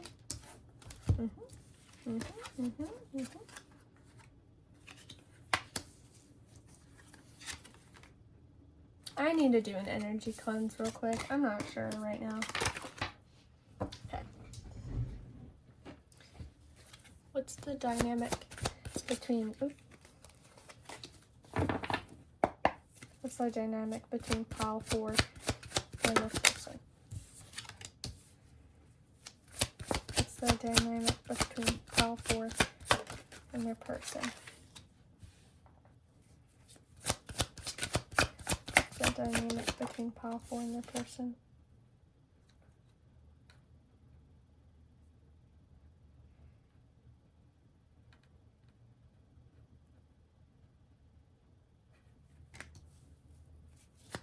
What's the dynamic between pile 4 and their person?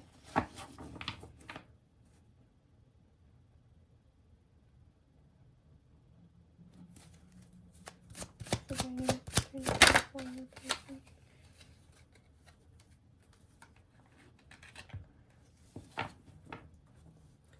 You two may really struggle to make a life together. I feel like you'll get through with it, but there might be a lot of issues about worrying about money, about worrying about outside opinions.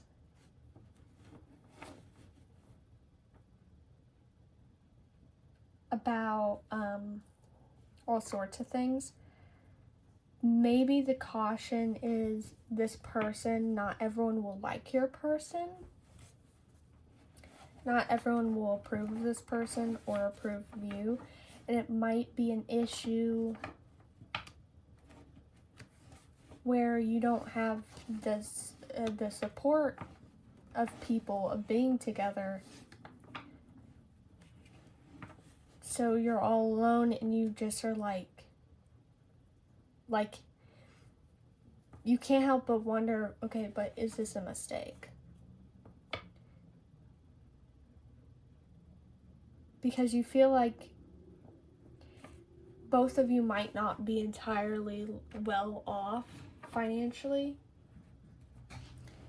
And it kind of just feels like you've been thrown into a world where now you have to like sustain life and be stable together, but it's very hard to, and you kind of just lose hope and wonder like was this a good idea or not? This person will take care of you though. Yeah. They'll come through and they'll make sure to take care of you because they know, yeah. You get thrown into this situation where it's just you two against the world, and you will both make sure to take care of each other and love each other because you know for a time you two are the only people you've got. And it kind of makes you a power couple of sorts because you work so well together, but I don't think anyone really will truly know the amount of struggle and tears and all these things that went into you guys like being together.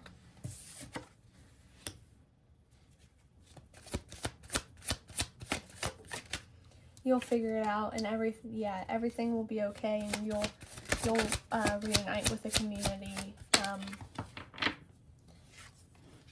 That will help. There might be some attempts of sabotage on your relationship because there does seem to be a group that does not approve of you guys being together. So there might be like some sabotage or like someone trying to act or like speak ill about you to your person to make them leave you, or vice versa.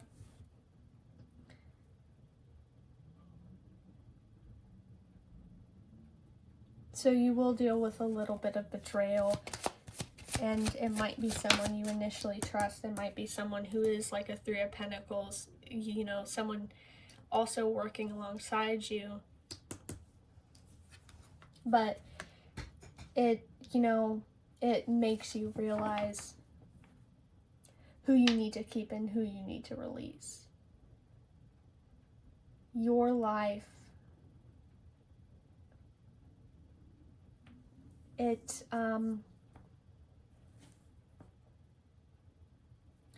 your life will very like intensely change together because you two being together and you two being, you know, your personalities and stuff will kind of just help you both reflect, release, and just like have a whole, like a full-on tower moment. Now, can I see the outcome? Can I see at least the outcome? Yeah. See the outcome?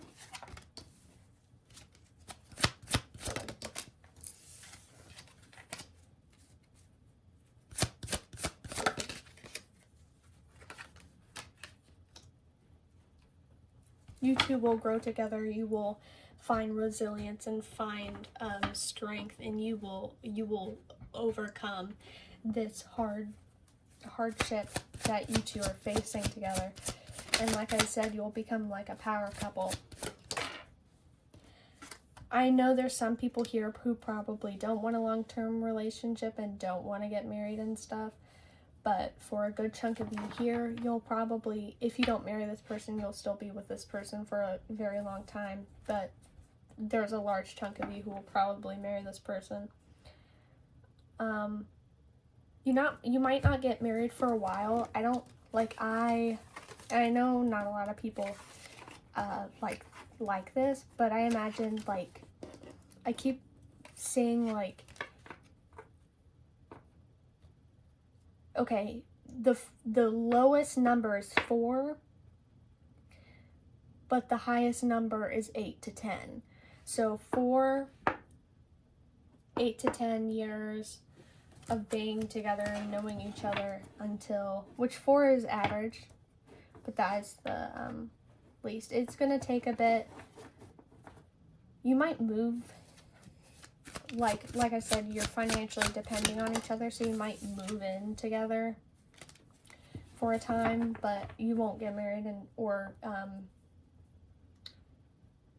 for those who want to get married, or for those who will end up getting married to this person, you won't get engaged and married until like 4 to 8, 10 years. Or who knows, maybe you get engaged, but you don't end up getting married until a while. It really just depends on the person. But, you know, the relationship's a big wake-up call. A huge wake-up call.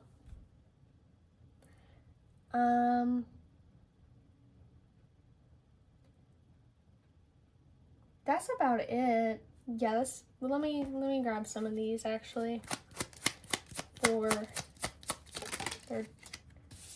Retreat and change. You two are you're essentially going to go into hermit mode with each other. It's just you guys against the world. And you will completely upend your lives and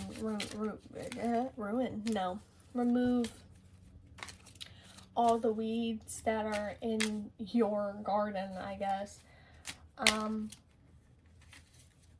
And it'll all work out, but it will be a tough time, but you'll have each other on your side.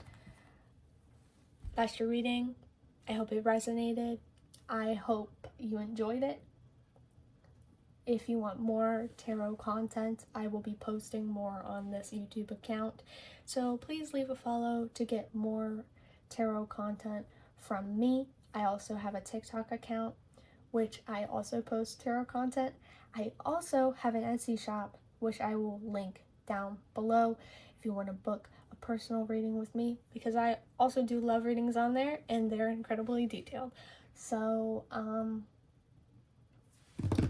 yeah, thank you for watching. See you next time.